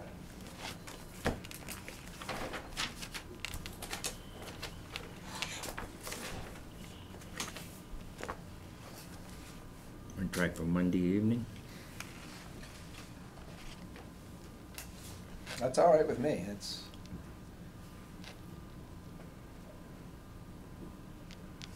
Yeah, if possible, try to schedule as many as you can on that, and let us know if number 1 or 2 can't make it. We'll have to stick with, I guess the focus is to get the number 1 and the number 2 that they're recommending at minimum, and have get to. everybody that can show up on the 27th that can. Probably give us, what, half hour, 45 minutes per person? I think we can keep it to a half, it'd be nice. I would like to keep it I to just a don't wanna half. call a third person and not hear back and then, and go, oh, well, since we didn't hear from you, we didn't schedule you. So, I'd say. It's just a firm 1-week vote to notice say also, yes though, to that we're the giving first them to two. fit. The only other option I would have would be the Wednesday night, so Monday or Wednesday, the 27th or the 29th. So if everybody's, like, if you start calling, Let's just schedule them all Monday, and in the event they can't make it, then we'll offer Wednesday after the fact. Let's Yeah. not give them a choice. We got a for- finance Wednesday night too, Let's- right? let's, Don't do both. Next Just- week? Let's go with Monday I night. don't know and Right. If they really can't, we could do even Tuesday if need be, but let's try to encourage them to come Monday if they can and get it Yeah. done, and not say which is better for you, because when you give them the 2 days, they kind of pick the day that's better for them. That's kind of how we did it when we set up our initial interview. And then we still need to develop some questions, whether we Okay. can do that during the week and send some in, or let Andrew do that, but we need to get doesn't have to be lengthy, but we'd have a few standard questions, and then we can just ask a few on our own, as we would normally do, but maybe finish here. Maybe you can use a similar thing we use in interviewing you guys, because it's at an administrative level, the questions are very I similar. was gonna say, between now and then, I only have tomorrow, so. Yeah, so maybe you can dig that out and, We have the questions that we used. Okay. We agreed on the questions that we used. Right. If you're interested in them, somebody can drop them off. and I understand that, I mean, it is a holiday between now and then, so we're asking not only a lot of Andrew, but also of them to be there to answer. So, what I'm trying to get at is, I don't wanna do kind of what we ended up with the town administrator, where we had two show up, and then someone show up the next Monday, and then we both thought, oh, you watched the video. You know, don't Clearly get me she watched wrong, the but video. I don't wanna set up for She or another someone thing did. where that becomes the answers question are far too of, consistent to have not watched. oh, the I saw how they videos. responded to that type of question, or I didn't, and Well, if just we don't can have- help it, I we would just don't rather have even it. push it for another week if that's what it took. I'm not saying it's what I wanna do for you guys, It's not what we but I were wanna looking make for. sure it's a fair process, so I don't wanna, We just don't want to air the interviews if we do them ahead of time. We don't want to air it on Monday. We can maybe air it would them help after the if we fact. can make a, where we won't make it a live broadcast, or ask BCTV not to post it until we're done with all the interviews, so in other words, if the person wants to see the interview, they're gonna show up that night anyway, so they might as well have accepted the interview request. Well, we could actually not Is allow. all I mean, because it will be public, but just let's We wait. can So if disallow it- the other candidates to be in the room during the interviews. That's simple. So is it your plan to interview all four or just the top two? Make a request for all four, but at a minimum, we want the top two. So if the other two can't make it, but we can get the top two, then we need to move forward, because we do have a timeline. Without scheduling another date, right? I just don't wanna play our hand like that, because if They the don't top, know. if the top two, They don't know that. I could be watching it right now for all we know. It's true. Yeah. But, I mean, you know, if you're like, oh, well, we'll make a concession for these two, but we won't for the other two. You know. We have 4 candidates. We know which 2 we're willing. They don't know which 2. Well, we're there's talking nothing- about. This was posted publicly. Oh, now This you've is tipped our hand. this- Okay. I'm sorry, this is public Yeah, information. Right, So- but we were They order already it. considering just taking the top one and going Yeah. with it. I'm Right. saying, let's make it, and if Yeah. the 3 and 4 in this list wanna be there, maybe they'll do what they can to make the time for it. Again, I don't know what's going on. I don't know if they're out of state and they won't be back till Monday at midnight, and so they could make it on Tuesday. That's why I'm pushing out maybe Monday, Wednesday is the fallback, as long as nothing gets posted as a video so people can watch it remotely. Well, is Wednesday gonna be the fallback or Tuesday I if we just have wanna- finance Wednesday? Kind of throw this out there. I'm not worried about finance on Wednesday. We can catch up on meeting notes, I know we got, personally. I know we got the, you know, the 4 candidates, but it seems pretty clear that there's 2 distinct candidates that they want. And in the interest of time, do you wanna just focus on those 2 candidates? Because I don't think that the If they all third- show up, I have no problem They're doing only 4 gonna show up interviews if in you one call them, night. Matt. They're only gonna show up if you call them. Right. That's what I'm asking them to do. I know, but I think he's But you- suggesting not calling them. Right. But you may And I'm have- against that. I- Give all 4 the chance to Okay, show up right. on Monday. Right, because what may happen is 1 and 2 may withdraw, and we need to. Oh, you never we need know. to Keep the process. Stan, you can't even consider that. You can't even consider that. Well, we'll deal with Well, that if, reality. we'll deal with that problem if it happens. No problem. I just wanna get I understand. Let's get it going though, Yes, please. yes. You want Monday night? Monday the 27th is my request. If you could put it out and tell all You're gonna 4. need to set the The time. select board because recognizes it's a tight deadline. We He'll need to be the get someone restriction on in. how early you can get here. Yeah. They want to have the interviews Monday night. What time can you make it, Matt, for Monday night? What's a good time for you to start them? Because it's gonna be your. Your call. Anytime. Anytime after 6 o'clock. There I'm you not go. coming in That's what I before mean. that That's what I because mean. I don't After agree with 6 or any after. 6. Board of Selectmen meeting happening before 6 for general public. 6:45, 7:30, and then. Yeah, something like that. I'm fine with 6, 6:30, 7, 7:30. Hit it on the 30s, and we gotta be done by 25 so we can have a 5-minute switch over. I mean, I'm really okay with that. I just wanna, We don't need to.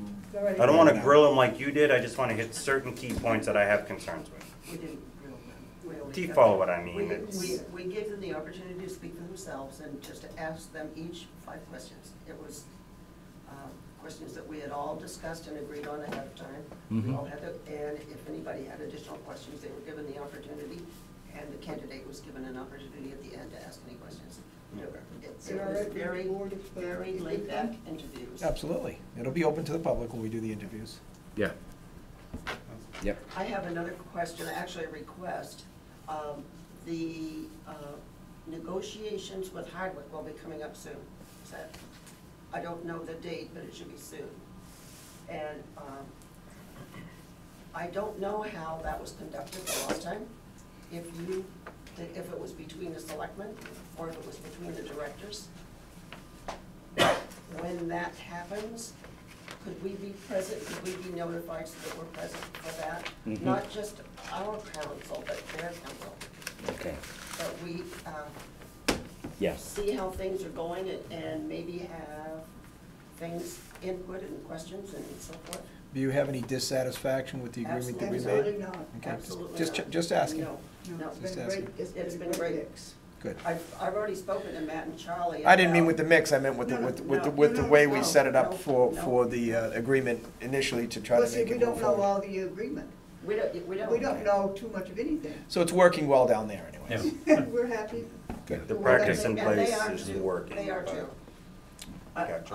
I really want to know about how that, their van works. I've spoken to Matt and Charlie about that Yeah. already. So that was one of the things I'd like to know about. And if that's something that can be shared or if it's too expensive for us. Yeah. Okay. So are we all set at this point? Thank you. Thank you. Thank you Really for your appreciate help. the on time it. and Appreciate effort, it. you guys. Nice job. Nice Thank job you to get very us started. much. Thank you. I know it's hard. Thanks for taking the time to come in The tonight hard to part help. was not having anybody. The hard part was not having Well, anybody. plowing through 14 candidates is not easy either to evaluate them. Okay. Okay. So Monday after 6. Our police chief is here. You want to deal with him before we go on to all this Try to get other? them all on Is one he here day. for? Don't offer Tuesday unless they just say they can't make it. Then, or whatever the backup is. Decision will be made by Wednesday. The Berry Parade probably is what he's here for. Yeah, I made, you want to deal with Chief Carbone Sure. now, and Yeah, we're then holding he doesn't Chief. have to sit Yeah. here for. Absolutely. Chief, did you want to deal with us? Well, I'm really here just to see that the parade permit gets passed, and then you have an executive session that you may or may not want me at. Oh, right. That's right. Yeah, well, all right, then we'll take it as we come to it, okay? Yeah, we'll It should do that all. It should go a probably little right quicker there. at this point. should at Those this are the, point. those are the big things. That's Obviously, what you A lot of think, these things are Greg. pushed through. They're all big. Yeah, I'm just looking at. we're we rolling. go through quick. Yeah. Okay, we have the class, Talk about the inside meditation request. excuse me? Want to hear hers then? G. Yeah, so Insight? I'm here to talk about the request to use town property. Oh, okay, okay, We can yeah. clear her off quickly if you want. Yeah, we can do that. Okay, come on Where are we? forward G. and let us know what you'd like, and, yeah, February 1st. yeah, by all means, thank you for asking, I, Sure. Yeah, we don't like to make people sit if we don't. no, we don't want Imble, to. What's that? February 1st? I Something don't, similar to that? no. It The says reason- Thursday the 1st. It's Thursday the 1st, and there's no holiday connected with it. It just happens to be a spot in our schedule when we have people available to do it. Oh, there you go. And we have some colleagues who've been involved with putting luminaries in Peterson, and we'd like to do the same thing here in town. And it is our hope to become more engaged in the town, just so that we just connect more. And the thought is to have luminaries put out in the area around the gazebo, offer cocoa and cookies, maybe some singing, and have it wrapped up by 7. Could we If be there's more any kind of- specific on luminaries? Luminaries are typically like white bags with sand in the bottom and candles. Like, so it's literally straight for luminary, not some sort of structured light or. No, it's just something that's temporary and then at the end of the evening would be blown out. If the weather is not inviting and we decide not to do it, we do not plan to have any kind of reschedule. We'll just go with what the weather offers and then maybe try it next year. That's it. Okay, What time are you thinking of starting? We were thinking that the whole thing would be like from 5:30 to about 7. We'd probably come down around 5 and start setting up. Invite people to come at 5:30. They can put their name on a bag if they it's in honor of someone, we'll put it out. We expect that any kind of program that we do, probably just be singing. We were thinking of inviting one of the, either the middle school or the high school choir if they'd like to participate. That would be pretty much done by 6:30. We'd have everything blown out by then. So. You don't anticipate us needing any police coverage or? I don't think so. Yeah. We do have a couple questions, though, about the plowing of that particular area. Is it kept clear in the winter? Do you know the paths there? Sidewalks. Sidewalks there? You mean What the ones do we crossing do with through the that? common? Yeah.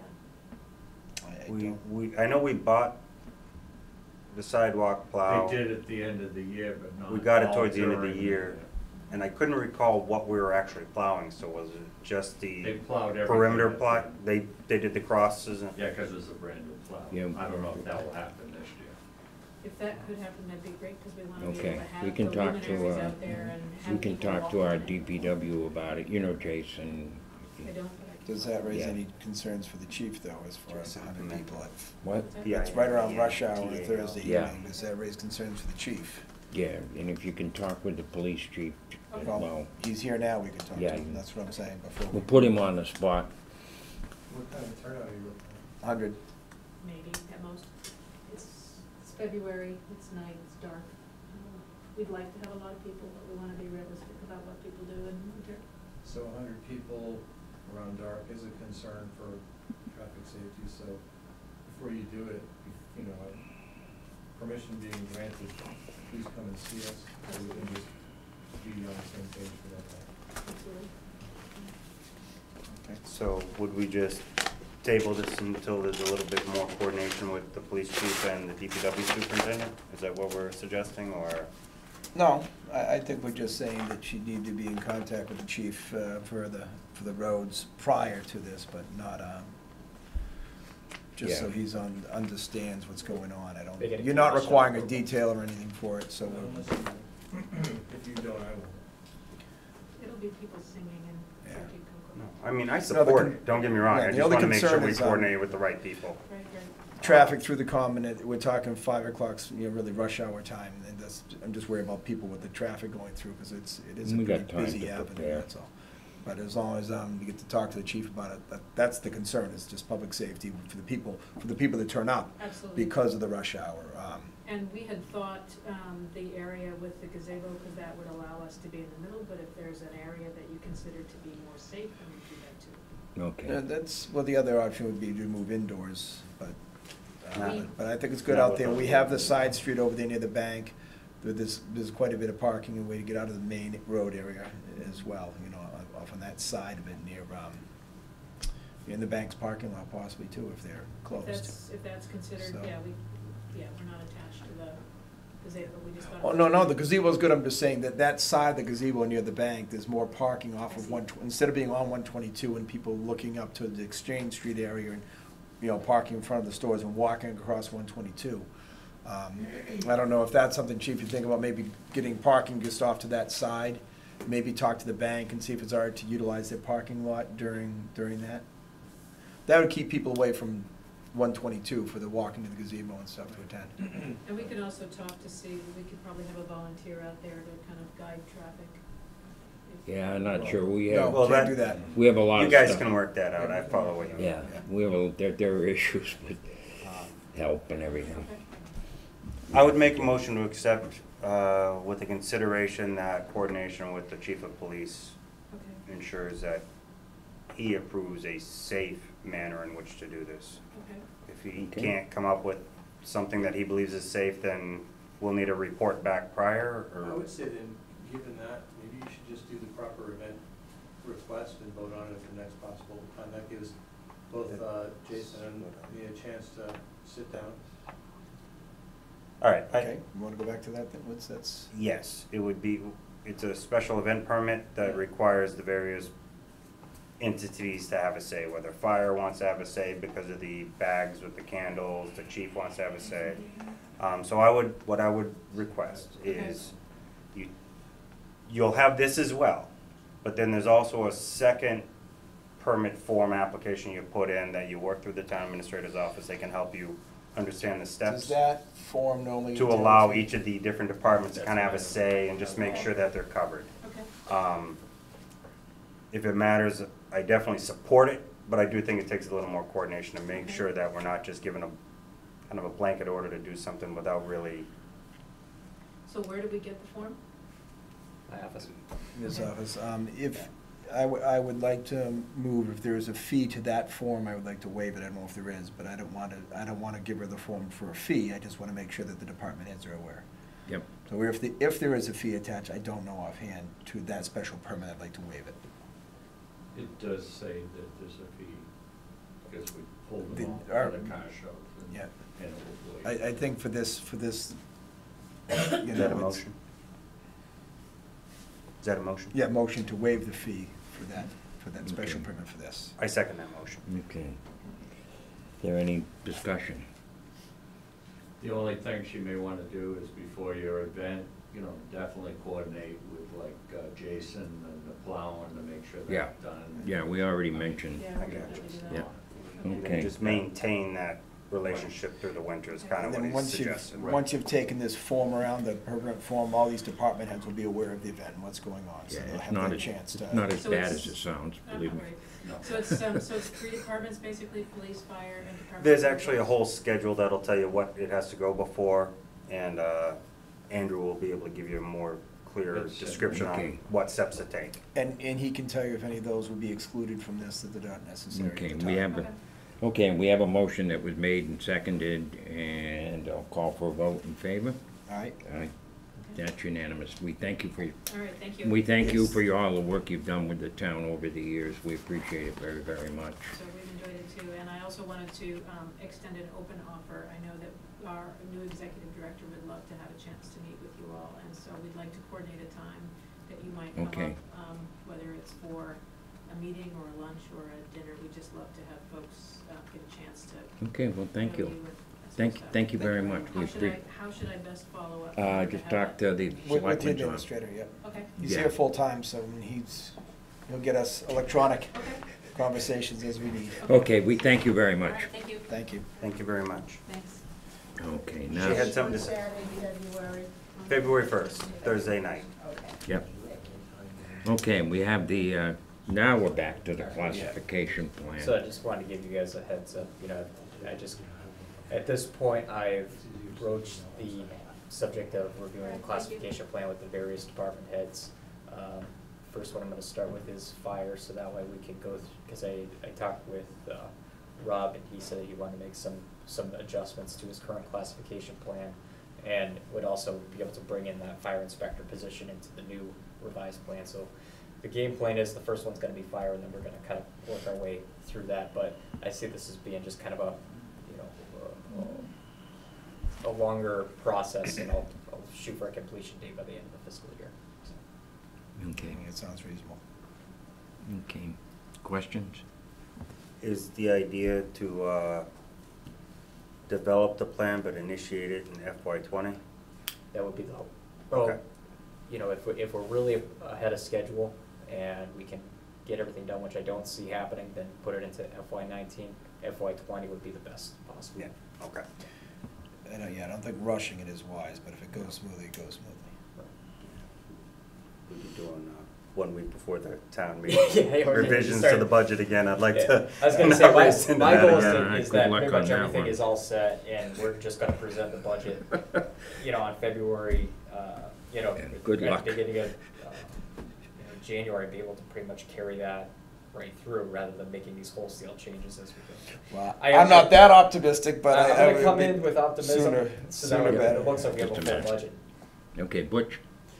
Are there gonna be new positions opening up? Is It's that- not new positions, all we're looking at is what our current positions are, and making sure that they're rated correctly on our classification scale, because there may have been some positions that over the years have maybe gained more responsibilities, or have kept behind on the salary. Then again, and there might be other ones that are further ahead, on the salary scale, but have had responsibilities taken away. So it's kind of just an overall review of, do our position descriptions meet what our our salary descriptions are. I guess I was just wondering if there was gonna be any job openings and if people had a, It's possible, but had that's the not the, opportunity to it's apply possible, for but it. it's not the goal of it. The goal of it's just to make sure that the work that's actually being done matches what the description As a is part-time.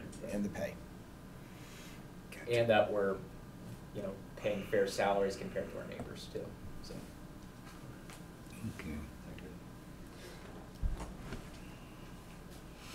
Okay, now we're on to the wage authorization. So I don't have a physical wage authorization with me, but I guess at the last DPW meeting, there was an appointment for a driver laborer position. Yes. Okay, I've yet to get that form. I was hoping to have it for this meeting, but I'll follow up and hopefully we'll have it for the next one. Now that just gets Charlie's signature, right? On the authorization form? If it does just get Charlie's signature, then If we approve it, it's just him that signs it? We approve the appointment of the person to the position based on an internal posting. Right, But we have not been presented the actual hourly rate. right.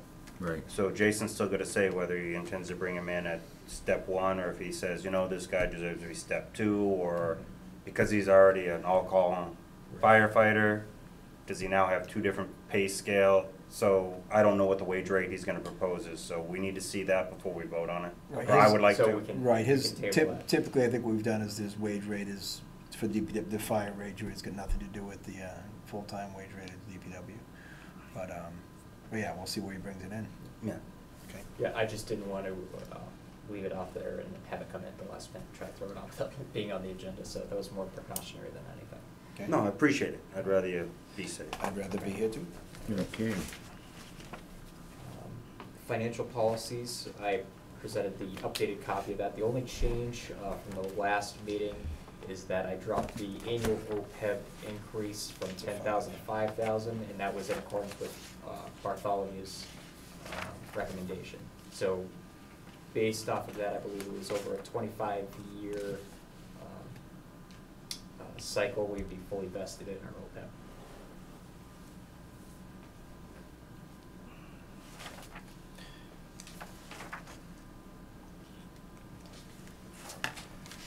One thing I would like to include in here, and only because it's come up, and I know what my opinion is, but I also believe we don't really have it defined, is consistently it's been confusing to some of the seniors that if they find that they end up behind, that all of a sudden they also cannot now do senior work off because they're considered delinquent, so they can't participate in the program, and it's a program designed to help them dig out of a hole, and some might not always be proactive. I'm not necessarily saying that you just let them use that to dig out of the hole, but I do believe that if they then come to the treasurer, estimate not only their current debt, but say they're gonna do an 18-month payoff program, you estimate the next 18 months of taxes and you include all of that into a monthly payment, so that in 18 months they're current, not they caught up from last year's taxes, but now they're behind another year again. And if they continue to stay on that, then they should be allowed to use a senior work-off program where it's acceptable and where we have the work to offer. So maybe somehow putting that in here, I don't know if that would fall under like section 10 tax collection, because you do mention a payment program there. But somehow we need to see how that works, because I do believe if someone does want to make an attempt to create a payment plan that the treasurer believes is acceptable and starts current, then we should also allow them the other means to get an income to help pay that off. As long as all the other criteria to participate in that program still applies, because I know we can't just hire every senior to keep working all the time, so I don't know what the limits, capacity, things like that So are involved. That sounds like it might be something that we want to incorporate into the scope of what goes into the senior work-off program itself. Rather maybe the financial policies, since it doesn't really speak much to our. Then maybe rephrase it so that when we identify this payment plan, Okay. Because it I'm just says thinking that the payment- property is right. cleared on back taxes, but the payment plan has to incorporate the estimated taxes they're gonna get in the next 18 months. So it can't just pay for back taxes and allow the current taxes to fall behind again. Because the way it's written, it kinda says, well, if you make your payments on the plan you got, but it doesn't speak to the potential additional debt you will increase while you're, Doing do it. you follow what I mean? And all I'm saying is, people can read that and try to use it to their best position. So that means, we didn't say you had to, it spoke to back taxes. So it's kind of, I know you can always win the argument based on how it's worded, but I think we could just word it a little more clearly. Just state that any estimated payment plan has to include an estimate for future taxes during that period, as well as your current debt. Can you use senior work off for current taxes, not delinquent? Or is that? how My is that understanding is programmed? you can. Yes, that's what Like, it's if designed you for. see that you're gonna need it, you can go into a plan and get senior work off so that it's preventing you from going into the debt or the back tax issue. You're right, senior work-off is meant to be that it goes towards your next tax Proactive. bill. It's supposed to be proactive. One of the problems, concerns Matt was just expressing was that if you're already delinquent, you're precluded from participating in that, which is not desirable. We'd like to let people Well, I'm just use thinking it as if you're retired, there's opportunity to. Well, that's really what it is. It Right. becomes a, But if you're just enough delinquent, to supplement. if you're Right. delinquent, you should be able to use it to get out of delinquency, I but you see have that. to consider the upcoming debt as well, not just, okay, I get rid of that, I'm delinquent again. Right. So there's more to, it needs to be reworked, clearly. And don't get me wrong, I do not expect this to ever be somebody's sole resolution on getting out of their debt.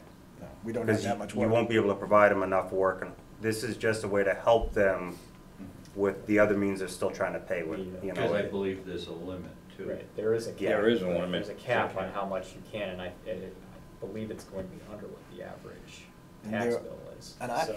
I don't You're not know, going to just fully, you're not helps, it gonna fully, doesn't- I mean, you're not gonna fully supplement an annual, it's only a one-time hit per year that's going to get tacked onto the taxes, so you're not gonna fully supplement back taxes through Right. the payment plan. Well- Or through senior work off. Completely agreed. Right. But again, if all of a sudden you quit making your payments, now you're delinquent, you're not allowed to continue it because you weren't using it for the purpose, which was, I think a large thing that So- people have problem with, typically in any of these programs or issues with their taxes, is as people retire, their income is typically fixed, be it retirement or savings, however they are to live out their years. And, you know, the taxes do increase and their expenses increase till they can't afford it. And I don't know if this town has any such device as this, but I have seen other towns freeze their taxes to their current rates, so the portion of their income remains the same. Accruing, as taxes change, accruing the difference towards the property, and and they maintain their tax rate as long as they're alive or have the property. And if they sell the property or the property passes in probate, the back taxes then are attached to it and paid off. But it allows seniors to continue in their home and retirees to continue in their home without having a continually increasing debt and expense to live off their fixed income with. And if we don't have such a thing, I would like to look into it. The town wouldn't get increased revenues on that property for those years while they're still there. But when the property changes hands in the future, then they would be allowed to catch up. Do you see what I'm saying? Yep. I see what you're saying. It comes out of the asset instead of out of they don't have to decrease their standard of living. I understand the general It would come principle, down I to just the don't know the inheritance true effect asset. on our budget, so I'd have to really look at numbers. We'd to have know to how look that at would it, work. and typically it's done as a freeze when somebody goes into this. It's not to roll back on people, but it doesn't necessarily help people who've been retired for 10 years.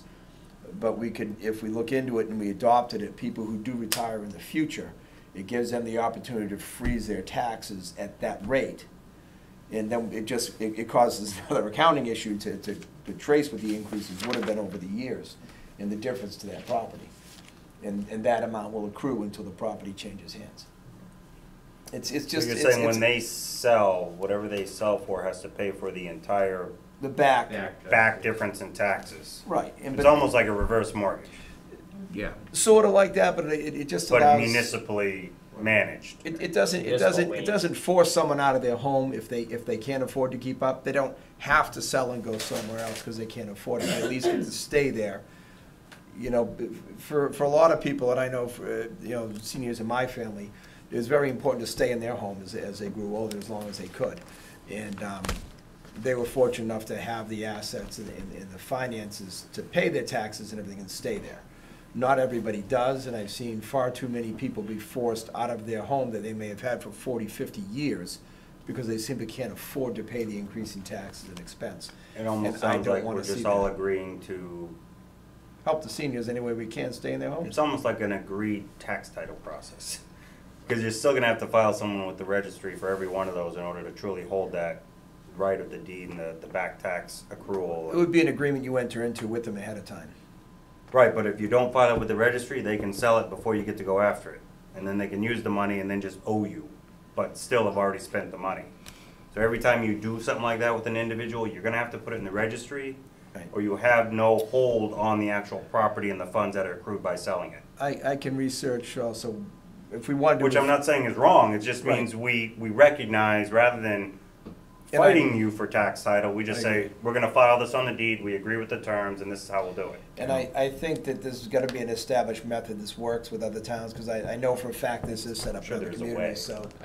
I'll look around to see if I can find It's not like we're any gonna laws. create, we're not gonna create new law in new processes here, but it would be more looking to adopt things that other communities have that I think would be beneficial to keeping people in their homes in town that have, you know, worked their life for it. Since we're on the topic of that, sorry. Gotcha.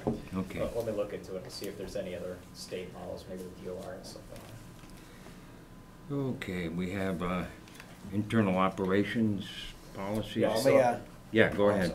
sorry. Just on the budget preparation, section 12 of this. I like having our administrator prepare the budget. I like having him gather the information from the department heads. But there's some of the language in here that we'll have to refine, because I still feel very firmly that the budget is the select board's budget. It is ours to finalize, confirm, and present. So all the work you're gonna do on it, absolutely. But when it comes to a disagreement between what's gonna go in a certain line, between the select board and yourself, of course, I just wanna make sure it's clear that we still will have the final say of what's gonna go into those line items that presents a town meeting. And the finance committee, of course, always has the opportunity to work with us on this. And when we come down to disagreements, I feel strongly that the bottom line of what's in that budget, it comes from this board on our agreement as we're elected to do. And your input is absolutely gonna be monumentally influential, and you'll have great opportunity to influence our decisions. But I want to be very clear that it will be our budget, and hopefully we all, yourself, the finance, and us agree on these budgets. And when they don't, the people will understand if the finance committee is favorable or unfavorable. And I don't want to add the chance to put your favorable, unfavorable on it, unfortunately, but I just want to make sure we clean that up a little bit. I appreciate your work in it, and I appreciate your willingness to go Right. after all of it. But there's certain things we won't let go of too easily. No problem. All right? You guys all right with that, or? It's just section D and C, Yeah. really, in 12. That just- Quick question, just to, this is more so I maybe understand what you envision when you say this, but on this, section 12G, the budget shall include the annual capital improvement plan. Vague. No, what I'm trying to figure out, because I do believe it's important that we share not just the annual, but the 5-year plan. Are we looking, generally the capital budget items for the annual end up as separate articles. Are we looking to present to the town in some form at town meeting the actual 5-year plan? Because we did that once from the one that was created by that third party, I forget. Confuses And people. we ended up accepting it. I'm thinking it would be a benefit if somehow we can incorporate into the town meeting some level of larger oversight review, not a lot of discussion, but a presentation to say, this is why this is here and this is what we think is gonna happen over the next 4 years after this. So what I've talked with the capital improvements committee briefly is that what I'm envisioning for this fiscal year is that we dedicate, or we make a goal of trying to dedicate 1% of our total budget toward capital. So it's $10,000 out of operational and say that that's going to be our capital. We want to work around it because if we're ever going to tackle a true capital budget, we can't just rely on reserves. We have to try to make a good faith effort to make it happen. So by setting that number, I'm hoping the capital improvement committee can go through and maybe find a few, basically find the requests that fall underneath that. Maybe it might be 2 or 3, and just say in FY18 we're going to fund this out of operations. If reserves come in higher than what we anticipate, so if we have that excess of free cash that's over 5%, then we can fund a little bit more and then build out the next few years. But rather than just saying that, well, the plan says we got to buy 10 dump trucks this year, so we're just gonna buy them and we're gonna put them into debt service and we'll figure out how we're gonna pay the debt service later. We're actually gonna try to attack that through our operational fund. So that's the goal this year.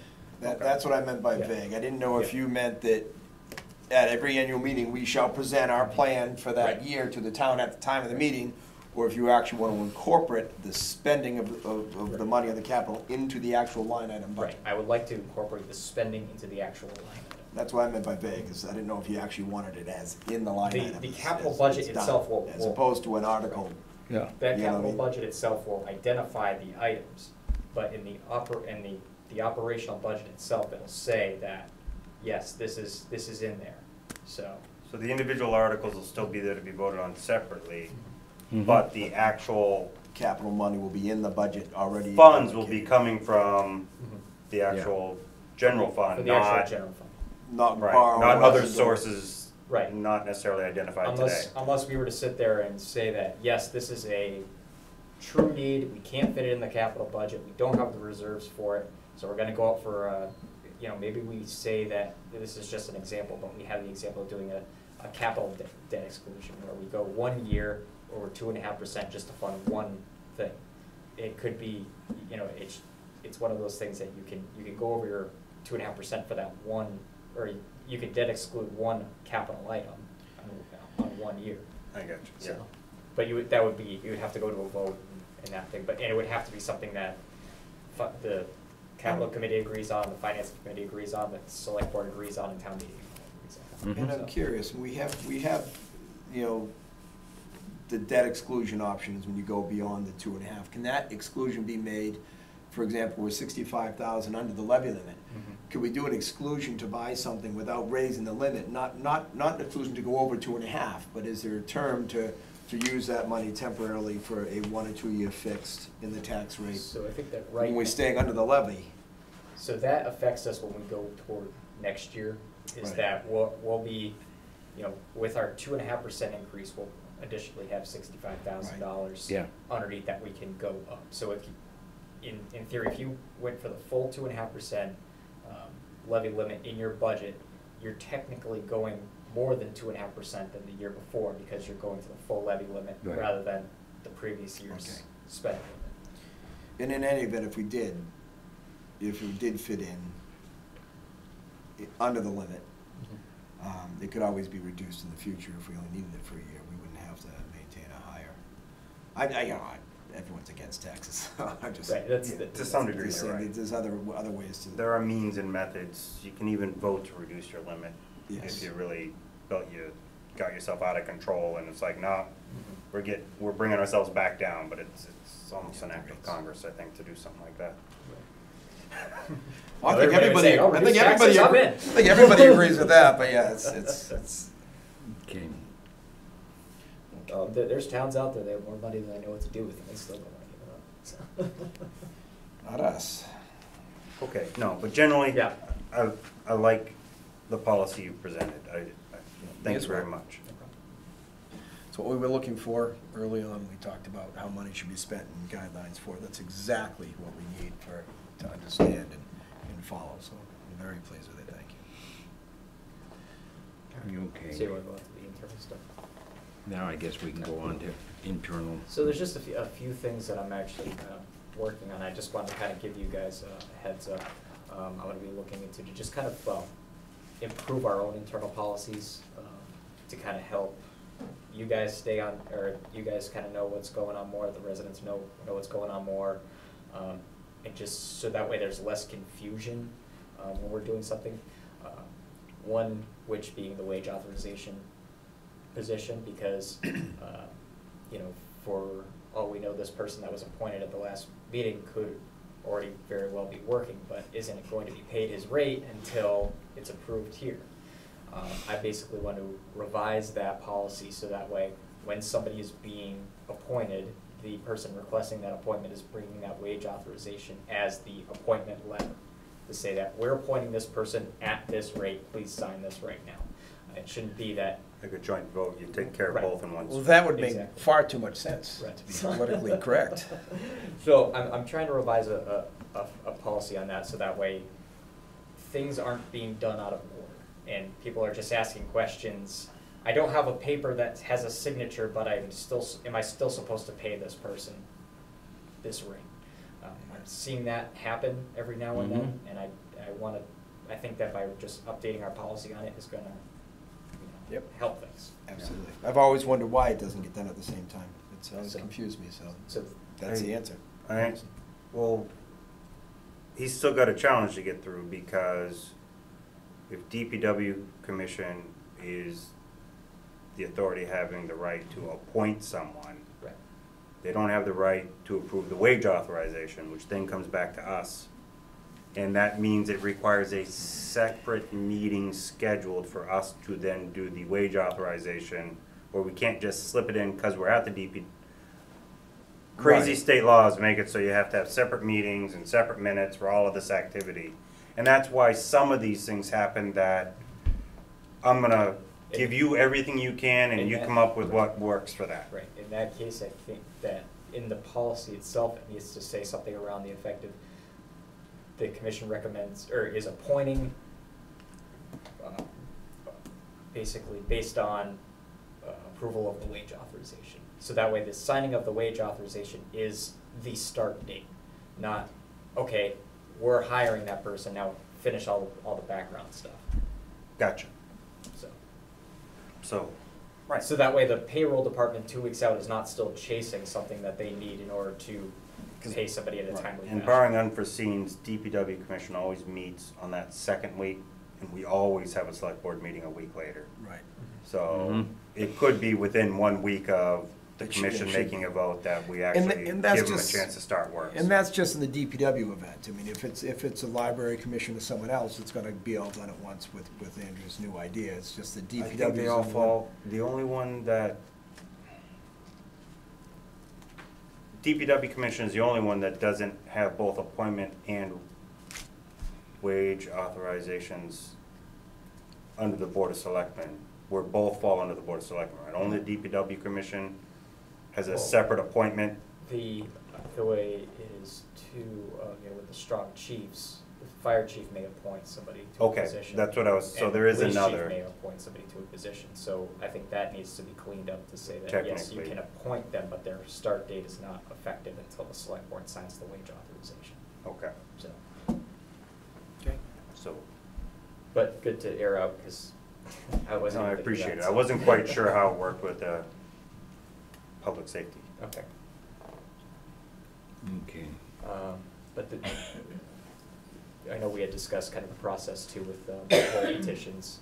It'll be standard now that before poll petition is even put for a hearing, it'll be reviewed by the DPW director and approved. So that way we're not waiting and pending. So I know there was one more, I just don't have my notes on it, but I'll keep you guys updated as far as that goes.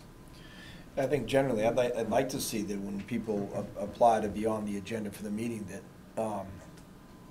your office has the opportunity to sort of vet those requests, and if they're looking for something from the board, you have the chance to make sure that everything's done properly prior to coming here, and if it can't be, let them know that, and it shouldn't come in front of us. We shouldn't have to constantly sit here and say, oh, well, we're not ready because of this. Whatever, I know it dumps more in your lap again, but you can certainly make sure they have what they need, and if they just can't have it in time, they can't have it in time. You know, we need to follow some rules here, and But, you know, these are just things I'm trying to clean up that I've Yep. seen I appreciate it. kind of come through in the past, and just trying to make it a little more formal.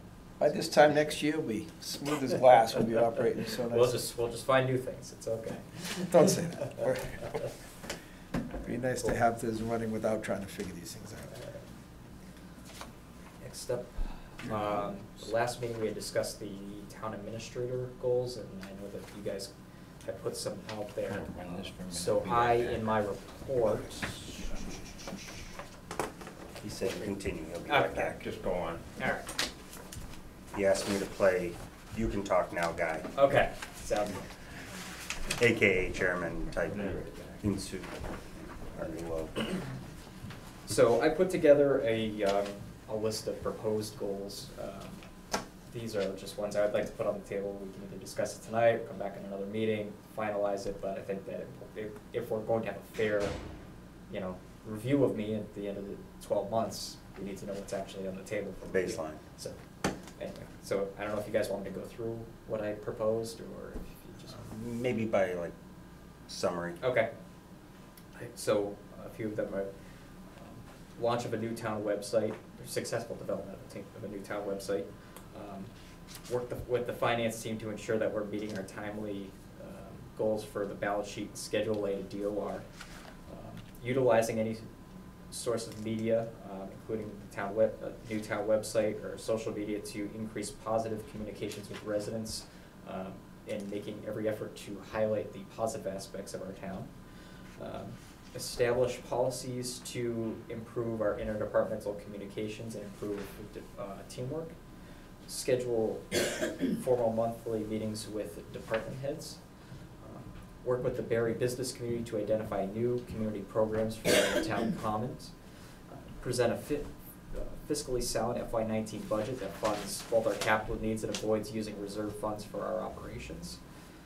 Review current operations to identify processes that can be improved, and identify economic development opportunities to improve the community's tax base and shift the burden from the residential population. So those are just my proposals. Could you restate the last one? To identify economic development opportunities to improve the community's tax base and shift the tax burden from the residential population. So if we find more commercial, industrial, or mainly commercial businesses to come in, they're taking a heavier portion of the Same tax tax burden. rate, just increase commercial properties per se in the town. Right, you're So gonna that see 6% where that gets bigger. 86% of residents paying, reducing that and putting it more on the businesses, because you have more of them in town Right. that are worth. Either more businesses or bigger businesses or some form or Right, fashion. you're not going to shift, you're not really shifting the burden, you're just bringing in more of a base of that classification. Deferring some of the expense to others is all. Deferring the expense from the individuals who live here to the individuals who operate here. Which could be the same.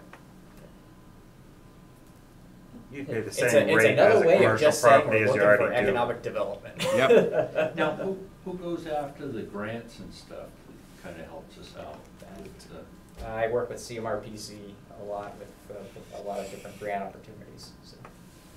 So- And some of the so department could heads that also. be like one of the goals to Right. look into One Yeah. of the, more of the? one of the letters I have in here is we actually, the town of Hardwick submitted a joint application for the surrounding 5 Quabbin towns for a shared regional economic development director that would be funded through state community compact grant funding.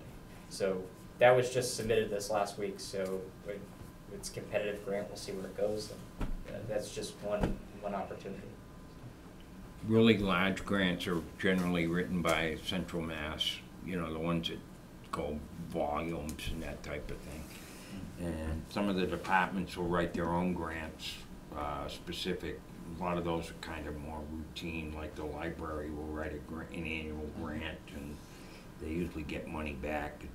It's not a given per se, but a lot of that type of stuff is routine. And in the past, we've looked for grant monies that that would help the town, but not necessarily mandate that we have to fund something after the grant is run out.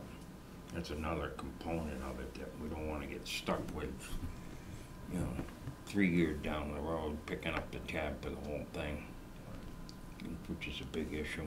So, okay, I guess we can move on to Christmas and Barry. And we've got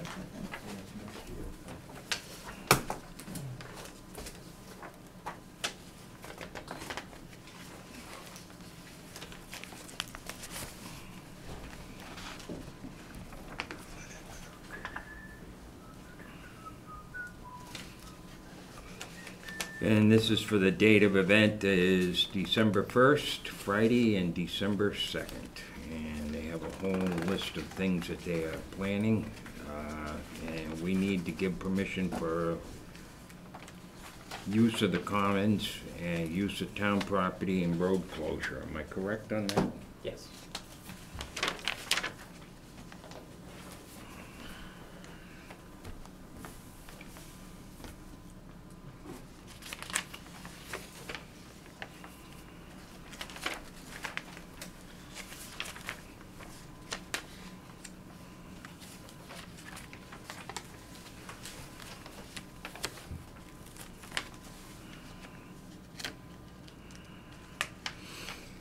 We have a parade that is scheduled for, I know I find it here somewhere, I had it. Find out where that was. That would be at 12 p.m. on December 2nd. See, I I, have the same form with it here.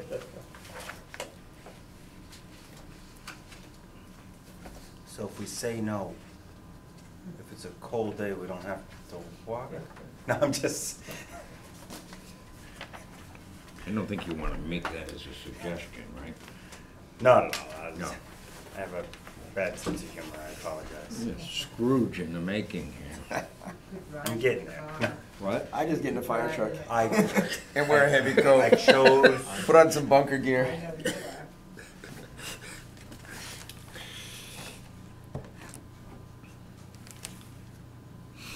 Okay, we have for the parade route, at 12 p.m. parade will begin and proceed down Broad Street. Yep, and it'll begin at Ruggles Lane School for the assembly and then proceed to Route 122. At Route 122, a police detail should be available to stop traffic for all parade participants. Parade will proceed out South Street and make a U-turn onto Commons Street. Parade will continue on Common Street to the bandstand where it will disperse. Now, have they talked with you at this point? They have. They've submitted a map and. Okay. our request.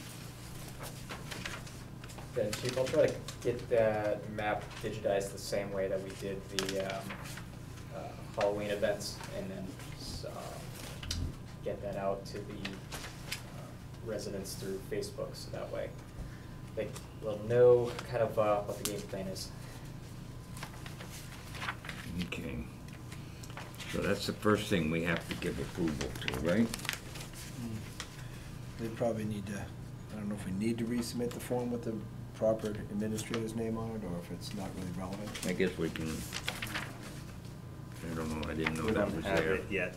What? I would suggest actually revising this form and taking out specific people's names. I will be. Address it to the office rather than, Yeah, I'm still working on that. understood, I just, something to do amongst It's all kind those of other one- things it's you're kind of trying to one do. of those things In your that, spare like, time. Sure, yeah.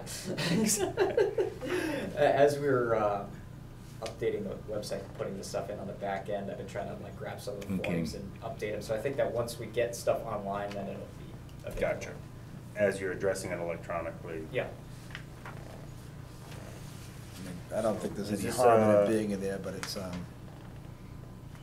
Step one is to make a motion to accept the parade route. That is correct, as far as I know. I am making a motion to accept the requested parade route by the Christmas and Berry Committee. I second the motion. Did you have any?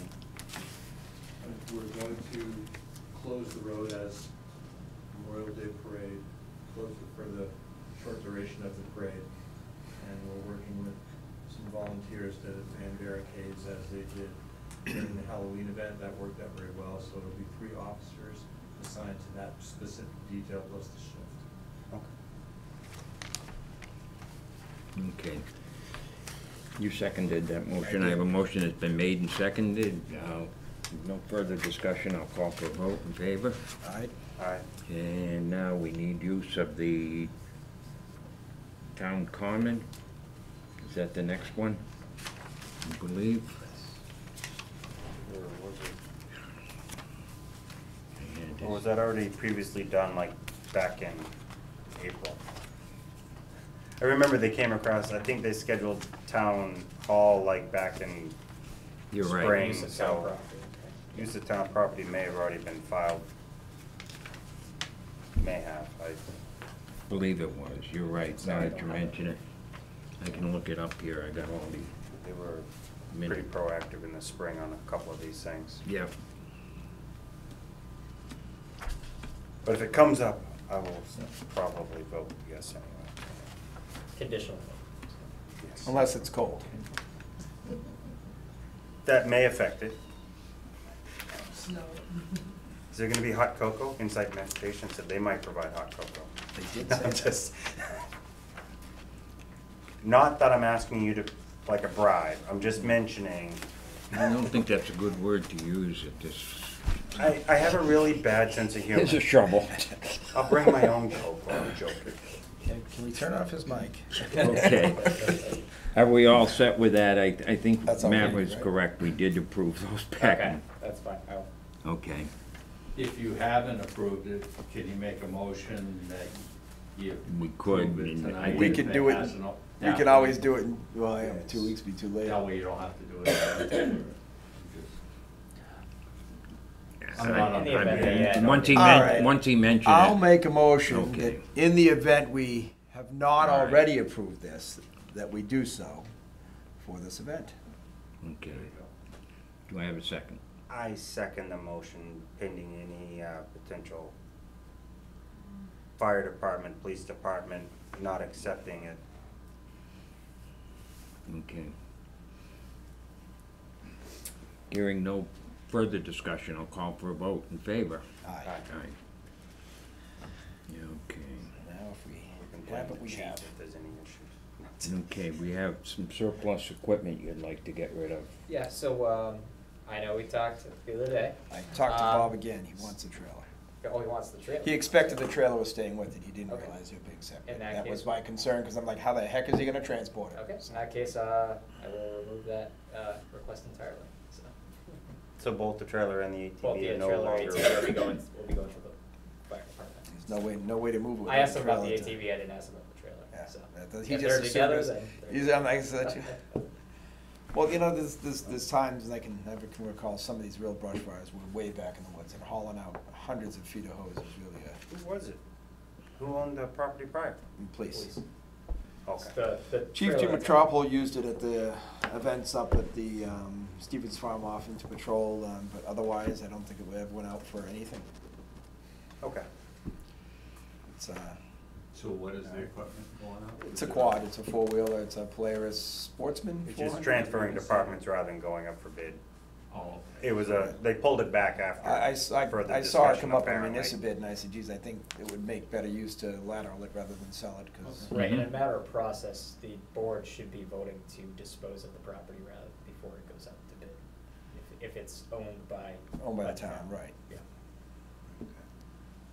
I Okay. did see a pickup went through a couple weeks ago, but that was a confiscated item, not a town property, so that's got nothing to do with us. No, we're not giving you another ATV next year, just in case. Okay. Alrighty, we have a proposal here on the delegation on the warrant. Yeah, so I just wanted to bring this up for discussion, just because I've been talking about this with another town's finance director who brought this. Take care, thank you for coming in. He brought this, she brought this section a lot to my attention as part of the new Municipal Modernization Act, but it basically gives the select board the authority to delegate one individual to be the signatory on any warrant, which, you know, and report back to the select board as a whole their actions. And the only, and my thought of proposing this to you is that, you know, we do have our bi-weekly warrants for payroll and AP. And I know Charlie's in, you know, fairly regularly, and, you know, with the makeup of the board, I didn't know if it made sense to you guys to designate one individual to be that signatory, or if you felt that it was, you know, more critical to the process to keep it as is. But I just wanted to present that option to you guys to just make a formal decision on it. Just that, you know, in the whole talk about looking at processes, it was one thing I thought we could at least discuss.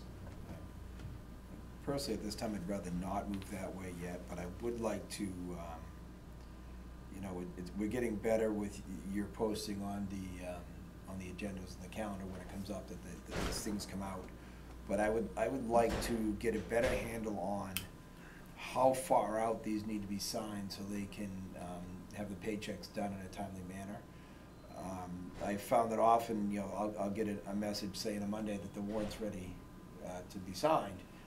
I may not be available to come in until Wednesday morning, so Tuesday's gone for me, literally sometimes if I'm out of state. But I'll stop in at 6 a.m. Wednesday to sign it, and it's gone. It's got 2 signatures off, and I never get a chance to look at it. So there should be, I'd like to see a certain amount of time fixed. That if we only have 2 after 3 days, then it goes with 2. But I'm not afforded the opportunity sometimes to look at it, because I'm not always literally home when I'm working. And I do get in, and I try to be very conscientious. I'll come in late at night, or I'll come in, you know, 5, 6 in the morning. It doesn't matter to me. I'm up. But I'd like to make sure that it's here to sign. And if it continues to have issues that we need to move in a different direction, I don't favor I'm not it. against it, but I really don't. I indicated that to Andrew. I don't really favor. I feel it's one of our prime responsibilities as individuals on the board. And we used to have the warrants ready for the selectmen's meetings. which would be fantastic. But still, Yeah. the payroll warrant I'm less concerned with. The Right. department heads are vetting the timesheets to their employees and workers, and that's double checked with the treasurer that everything adds up correctly, and then the accountant. I'm less concerned about signing those warrants other than briefly going through it. As you know, the AP, I do like to go through and make sure of what's going where and how much, and it doesn't take all that long. I don't necessarily go through every single slip, but I do go through most of them when I get the opportunity. I'd like to get that opportunity, and I think we have an obligation to make sure, much like the minutes holding up. I mean, I get frustrated sometimes. We go to DPW and the minutes are just passed through with, I never see the minutes when they're approved down there. Yeah. I don't like to proceed that way. We haven't with our minutes, and I don't want to turn that direction with the warrant. But I would like to have a finite time that it's out there, so I know we've got an opportunity to view it before it disappears. What I had requested prior to your term is that when a warrant is ready, so in other words, the accountant, payroll warrant's ready, or accounts payable is ready, because I know she works Fridays. Right. If she completes a warrant on Friday, I had asked that an email be sent out saying it's ready, so I have the weekend, rather than just relying on an automated calendar invite on a Monday or a Tuesday or a Wednesday saying it's ready. Because then I know I've got the extra, and I'm available and I can get in. I don't know why that was something that wasn't Received. That's a way to put it. Why it can't just, it's done, it's on the desk, here's the notice, please come and do it. I know that on a weekly basis, the assistant clerk that handles the AP warrant is in here on Thursdays and Fridays. When I come in here on Monday morning, it's already sitting on my desk. So I would assume that every week, even though I'm not here typically past 12 o'clock on Friday, that maybe 3 o'clock in the afternoon, it's being put in the office and it's available all weekend. So maybe we can just adjust those times. Mm-hmm. Or why but can't they just send an email? I'm done, it's there, please sign it. will ask. I would request, actually, we make that a policy, if you're willing to listen to me, because I don't understand why it's so hard to say the warrant's ready. That's all you gotta say.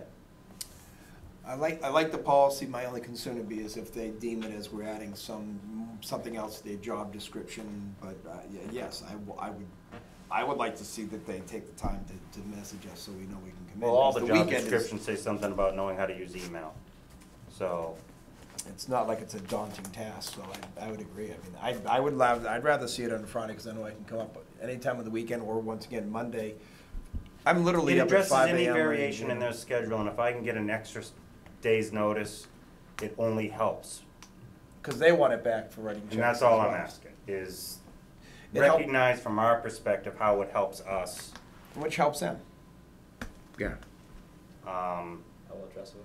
I don't know, do we want to make that a policy? I would, yeah. I would agree with that. I'd make a motion that we make that a policy. That an email be When sent to the select board. warrants are complete, an email will go out to the Board of Selectmen and the Town Administrator stating that a warrant is ready to be signed. Payroll and accounts payable warrants, as well as the supplementals that come out once in a while. Yep. Because those come out invariably the day after, and you don't even know it's there until you happen to show up a week later to hit the accounts payable. Let me second your motion, and then we can, because we're Gotcha, discussing gotcha. on the open Okay, motion. it's second the appointment. motion. And, yep, I second the motion. I Okay. have no more reason to Now- discuss then.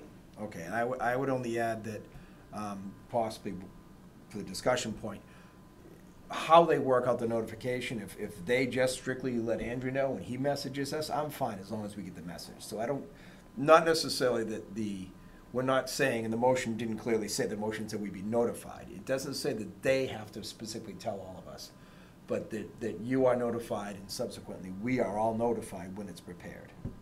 I don't care who does it. Mm-hmm. But- Yeah. But Here's my concern with what but you just Well, said. they need to at least let Andrew know. Here's my concern. Okay. That still may mean we're now asking Andrew to be on the clock all the time just so he can forward that email to us. When he's not in the office on a Friday, he should not feel responsible to forward an email to us. And unless you have an issue with them telling us it's ready before you have a chance to look at it, maybe that's your issue. Being salary, I should be available until 4 o'clock on Friday, irregardless. The fact that I'm here past 4 means nothing. It's as long as the work gets done. I do understand But I that, think but our I don't want that process- to be part of the policy. Do you Right. follow what I mean? Right.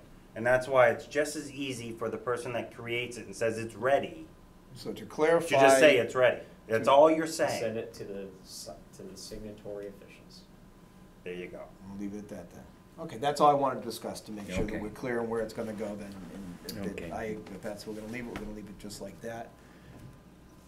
I'm Okay. willing to hear if you have concerns I'm not understanding. No, Okay. no, I understand how a digital or an automated response can get dry and just seem like it's just like not connected to anything. So- Well, it's not just that, it's, if it is. And then you gotta if it's reschedule it often- every time we have a holiday? If it's off and ready on, if it's off and ready on Fridays, especially for Matt and I who work every week,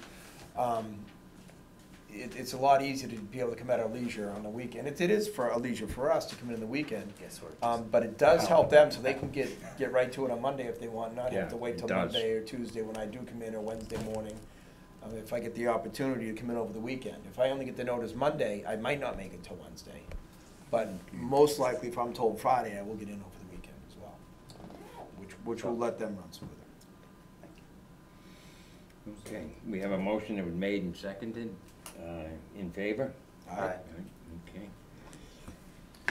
And I have one thing for the board report on. I spoke with Chief Carbone about Stetson, and he mentioned it to me actually about, they don't wanna meet with the full board, obviously, for whatever reason. I guess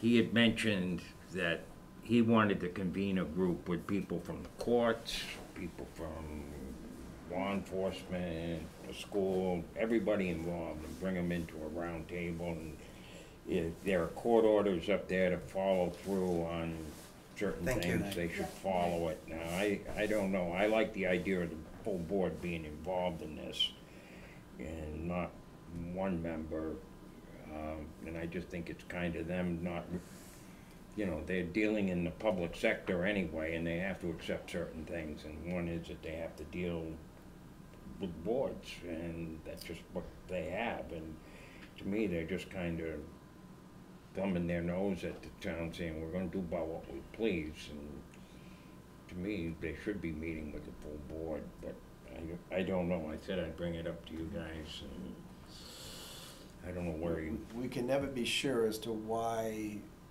they don't wanna meet with the full board. We go back to the Department of Revenue.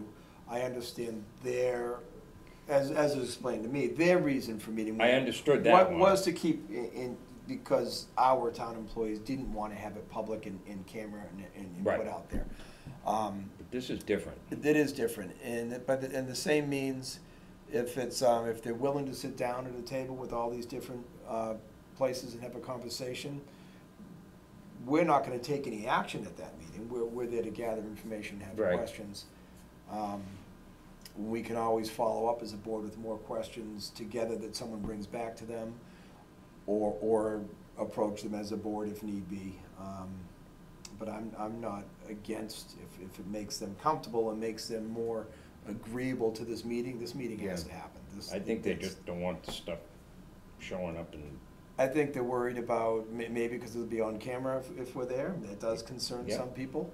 And maybe, press. you know, they don't want to be real public about it, and maybe because they can't, maybe because we're talking about court orders and things. Yeah, I don't know. That may be protecting information that they can't really have on camera. I can't know their reasons, but if we can get them to open a dialogue and see if they're willing to cooperate in some of these issues, I think that's an important step. Okay. Doesn't mean they're not gonna have to meet with us at some point, because the way things are going, they're gonna be meeting with us at some point. We can't have a summer like last summer with people running amok out of there all the time. Right. But if this gets them to start the dialogue, I don't have a problem with that. Yep. Okay. Okay, I guess we're come to, I don't know do you if have different anything opinion else? I don't think you guys want me to go through everything in here, so. What? So I don't know if you guys want me to No, go through everything on here, so. You posted it, Okay. like, in 3 different forms, I Yeah. mean, correct? Yes, so the town has a copy. I would only say on the last thing on the Stetson is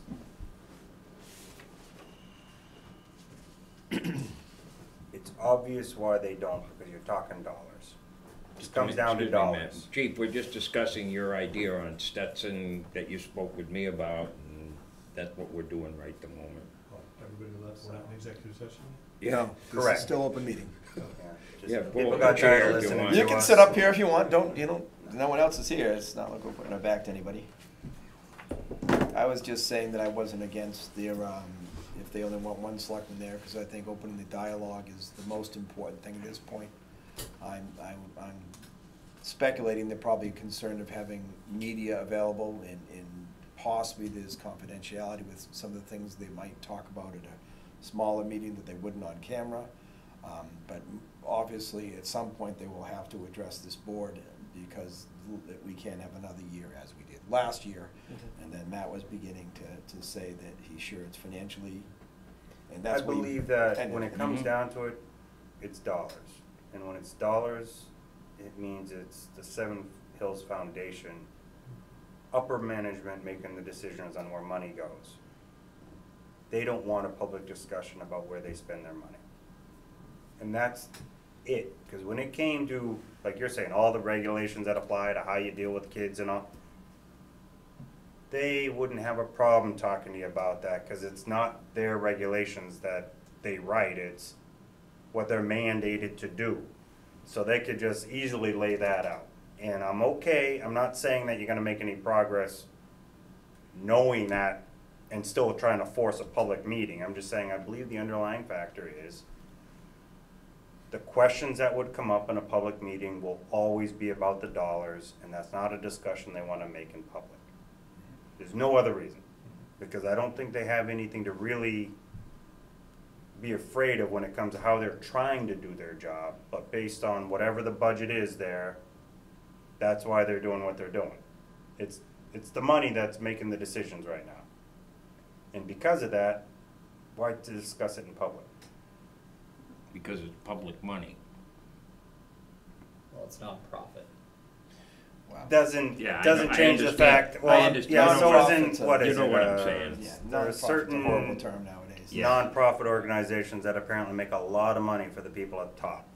And people question it all the time, why do they make so much? A medical marijuana facility will be nonprofit as well, but you know, Yeah. so it's deemed. It doesn't mean there aren't people Okay. making money. Well, that anyway, they wouldn't do. But it generates a question of who they are accountable to, I guess. Right, and they are gonna be accountable to us as long as they're in this town, because with the public safety and the nuisance of people running down the street, which I literally saw kids running down the street, flipping the finger at cars and running in front of traffic this year, from there. People getting out trying to interact with those kids, which can be a very dangerous event in itself, given what some of these students are. That cannot be allowed to continue. I watched that with my own eyes on a couple different occasions, a couple kids running down the road from that place. Period. And no need to say more. It cannot and will not be allowed to continue. And this is a great opportunity to have an open and willing forum with them. And we'll see where that goes. But if it doesn't, there could be more formal forums, and they can be done in this office or in a courthouse. That cannot continue in that way. And if it has to wind up in an extreme form, we'll get there. And I hope this dialogue will start it, and they'll understand that it won't continue like that. I'm not gonna watch their kids run down the street, you know, run in front of cars and giving people the finger and being disrespectful and dangerous in public like they were. Not a chance. Gotcha. I have nothing more to contribute to that. Okay. But before we go to executive session, I have something that came to my attention that I know we've been discussing, kind of fall under a selectmen's report. Just to throw it out, it's not to get too much into discussion. But it was brought up again by one of the constituents via email. I think we were all copied originally, about utility poles, the ones that haven't had all the wires transferred, that are still hanging and potential dangerous. So I did some digging.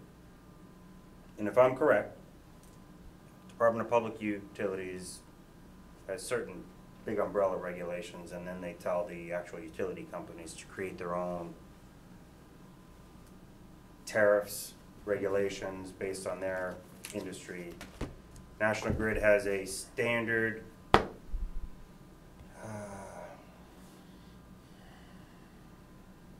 pole agreement that they give to all of the non-owners of the pole, the licensees. National Grid would be the licensor. I downloaded it today, reviewed it. When a pole has to have wires transferred from one pole to another, in that standard agreement, there's two conditions. If it's planned, they actually have 5 days from notice to transfer the wires to the new pole. If it's an emergency, they get 15. Apparently, that whole process has been neglected in this town for a long time. I was speaking to the DPW superintendent, who mentioned that a few years ago it was brought to their attention. They were requested to do a thorough evaluation of the town, and they found 200 poles in the town that still needed to be switched over in varying degrees of concern. I'm not saying they were all imminently waiting to just fall and it was the phone line that was holding it up. I'm not saying that. But they had to be transferred. According to what I'm hearing, it does not sound like much of a dent was made in that 200, however many years ago. So we have a lot of poles out there apparently that may still need some of this switching over. I know just up the street from my house, right there at the corner of Farrington and, well, not even that far up. It's almost right across the street from my house.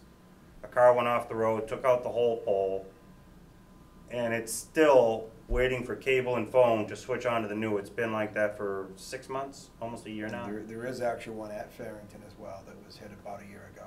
Right, I mean, there was a Another couple one issues, further down, but going out of town on the left. the guy lost control right in front of my house. It was so close. Crossed the lanes heading up the hill and went off the road and hit this pole, I think all of 15 feet up past my property line across. I mean, it was, that's where the pole's at, is all I'm saying.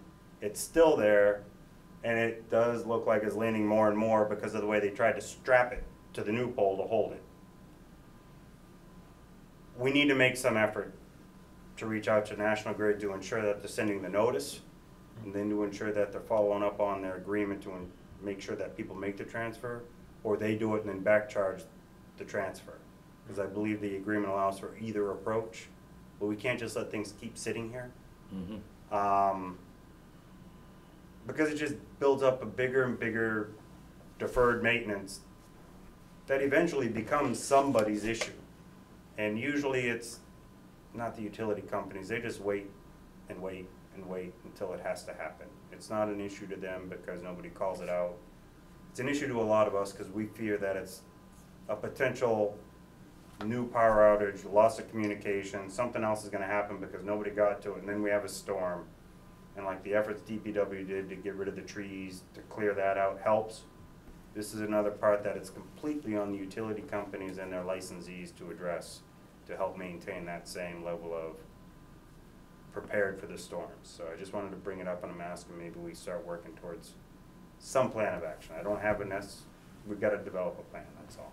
I also forwarded to Andrew, I don't know if he got it, so let's just double check. It was on May 30th that we'd get a notice from, I think it came from National Grid, that their agreement on how the poles are replaced. When there's joint operated poles, National Grid will put the new pole in, set it, and Verizon would pull it out. And the reason being, as I've understood from a relative of mine that was in the business years ago, they replaced from the high voltage down. If the highest voltage is on top of the pole, then your line voltage, then you work down everything else, and Verizon's always the bottom of the pole. So they'd be the last one to make their transfers. Therefore, the new agreement is they will therefore be the one to remove the pole. If any company, which there's also the numbers of how many poles they have and own in town, if it's solely owned by National Grid, then they're responsible for replacing and removing. The same thing when it's owned solely by Verizon, they should replace and remove. So when we look at these poles, they'll be labeled on the poles, and I'm sure you've seen them because he's a fireman. It says National Grid, or it says, you know, the telephone company on it. Or it says both. It will say, or it'll say both. So if we have these, we can pay attention to these poles, and Chief, if you see them, feel free to make note of them. Who owns them? If it's a joint-owned pole, we can literally look at what's left to transfer and just start keeping record and call people. And in case with the poles are swapped and the pole is sitting there, if it's got one name or the other, that we call them and say, get rid of it. If it's got the joint names on it, then it's Verizon needs to get rid of it. But Just to remember, there's no only issue to that. one joint manager of the pole. So you don't have to figure out which company to contact. There's only one person you contact, and it's their job to tell the other company to do their job. So 99% National of them are Grid gonna go is your managing Well, until it's entity. removed by Verizon. Right. You Right. contact National Grid, and it's their job to tell Verizon, get the pole out of there. You don't have to figure out who to talk to, is what I mean. Generally, that's the rule. There's one managing I think the entity. fact is we need a list of what poles, because until you give them. Jason a said he pole, created a if list, you so can get me that, I'll go it's after in the it, records. but- Apparently, he said he did it for the last board. Okay, well, if I Yeah. can get that, I'll go after it, but unless you can give them a pole number to reference, they'll just, Right, they're you'll not need- gonna drive around town looking. Right, you'll need the poll numbers. They included in this little email a note that there are, as of 2016, in Massachusetts, not just Barre, there's 719,000 polls, and 631,558 of those are jointly owned. So there's only 87,000 in the whole state that are solely owned, so most of them are gonna be joint, or like, or obviously fall under National Grid's jurisdiction anyways. But that's, I don't know if you got that, but I did Yeah, send I it did. forward you. I That's at copied least their updated agreement, how they deal with placing and removing, but yeah, we've just gotta start making note of them. Buy the poll number is important, cause that tells them exactly where it is and who owns it, and you know, obviously, we don't have all the dates of when these things occurred. But you're right, just in that street, there's 3, I believe, that are recent. So if I got that list, I'll go out there, but I need that list. I'm not spending a week on the road looking for it. And I don't know where the last administration may or may not have saved that list. Yeah. I don't know how quickly Jason can find it either, I'm just bringing it up. We can send our patrol guys out.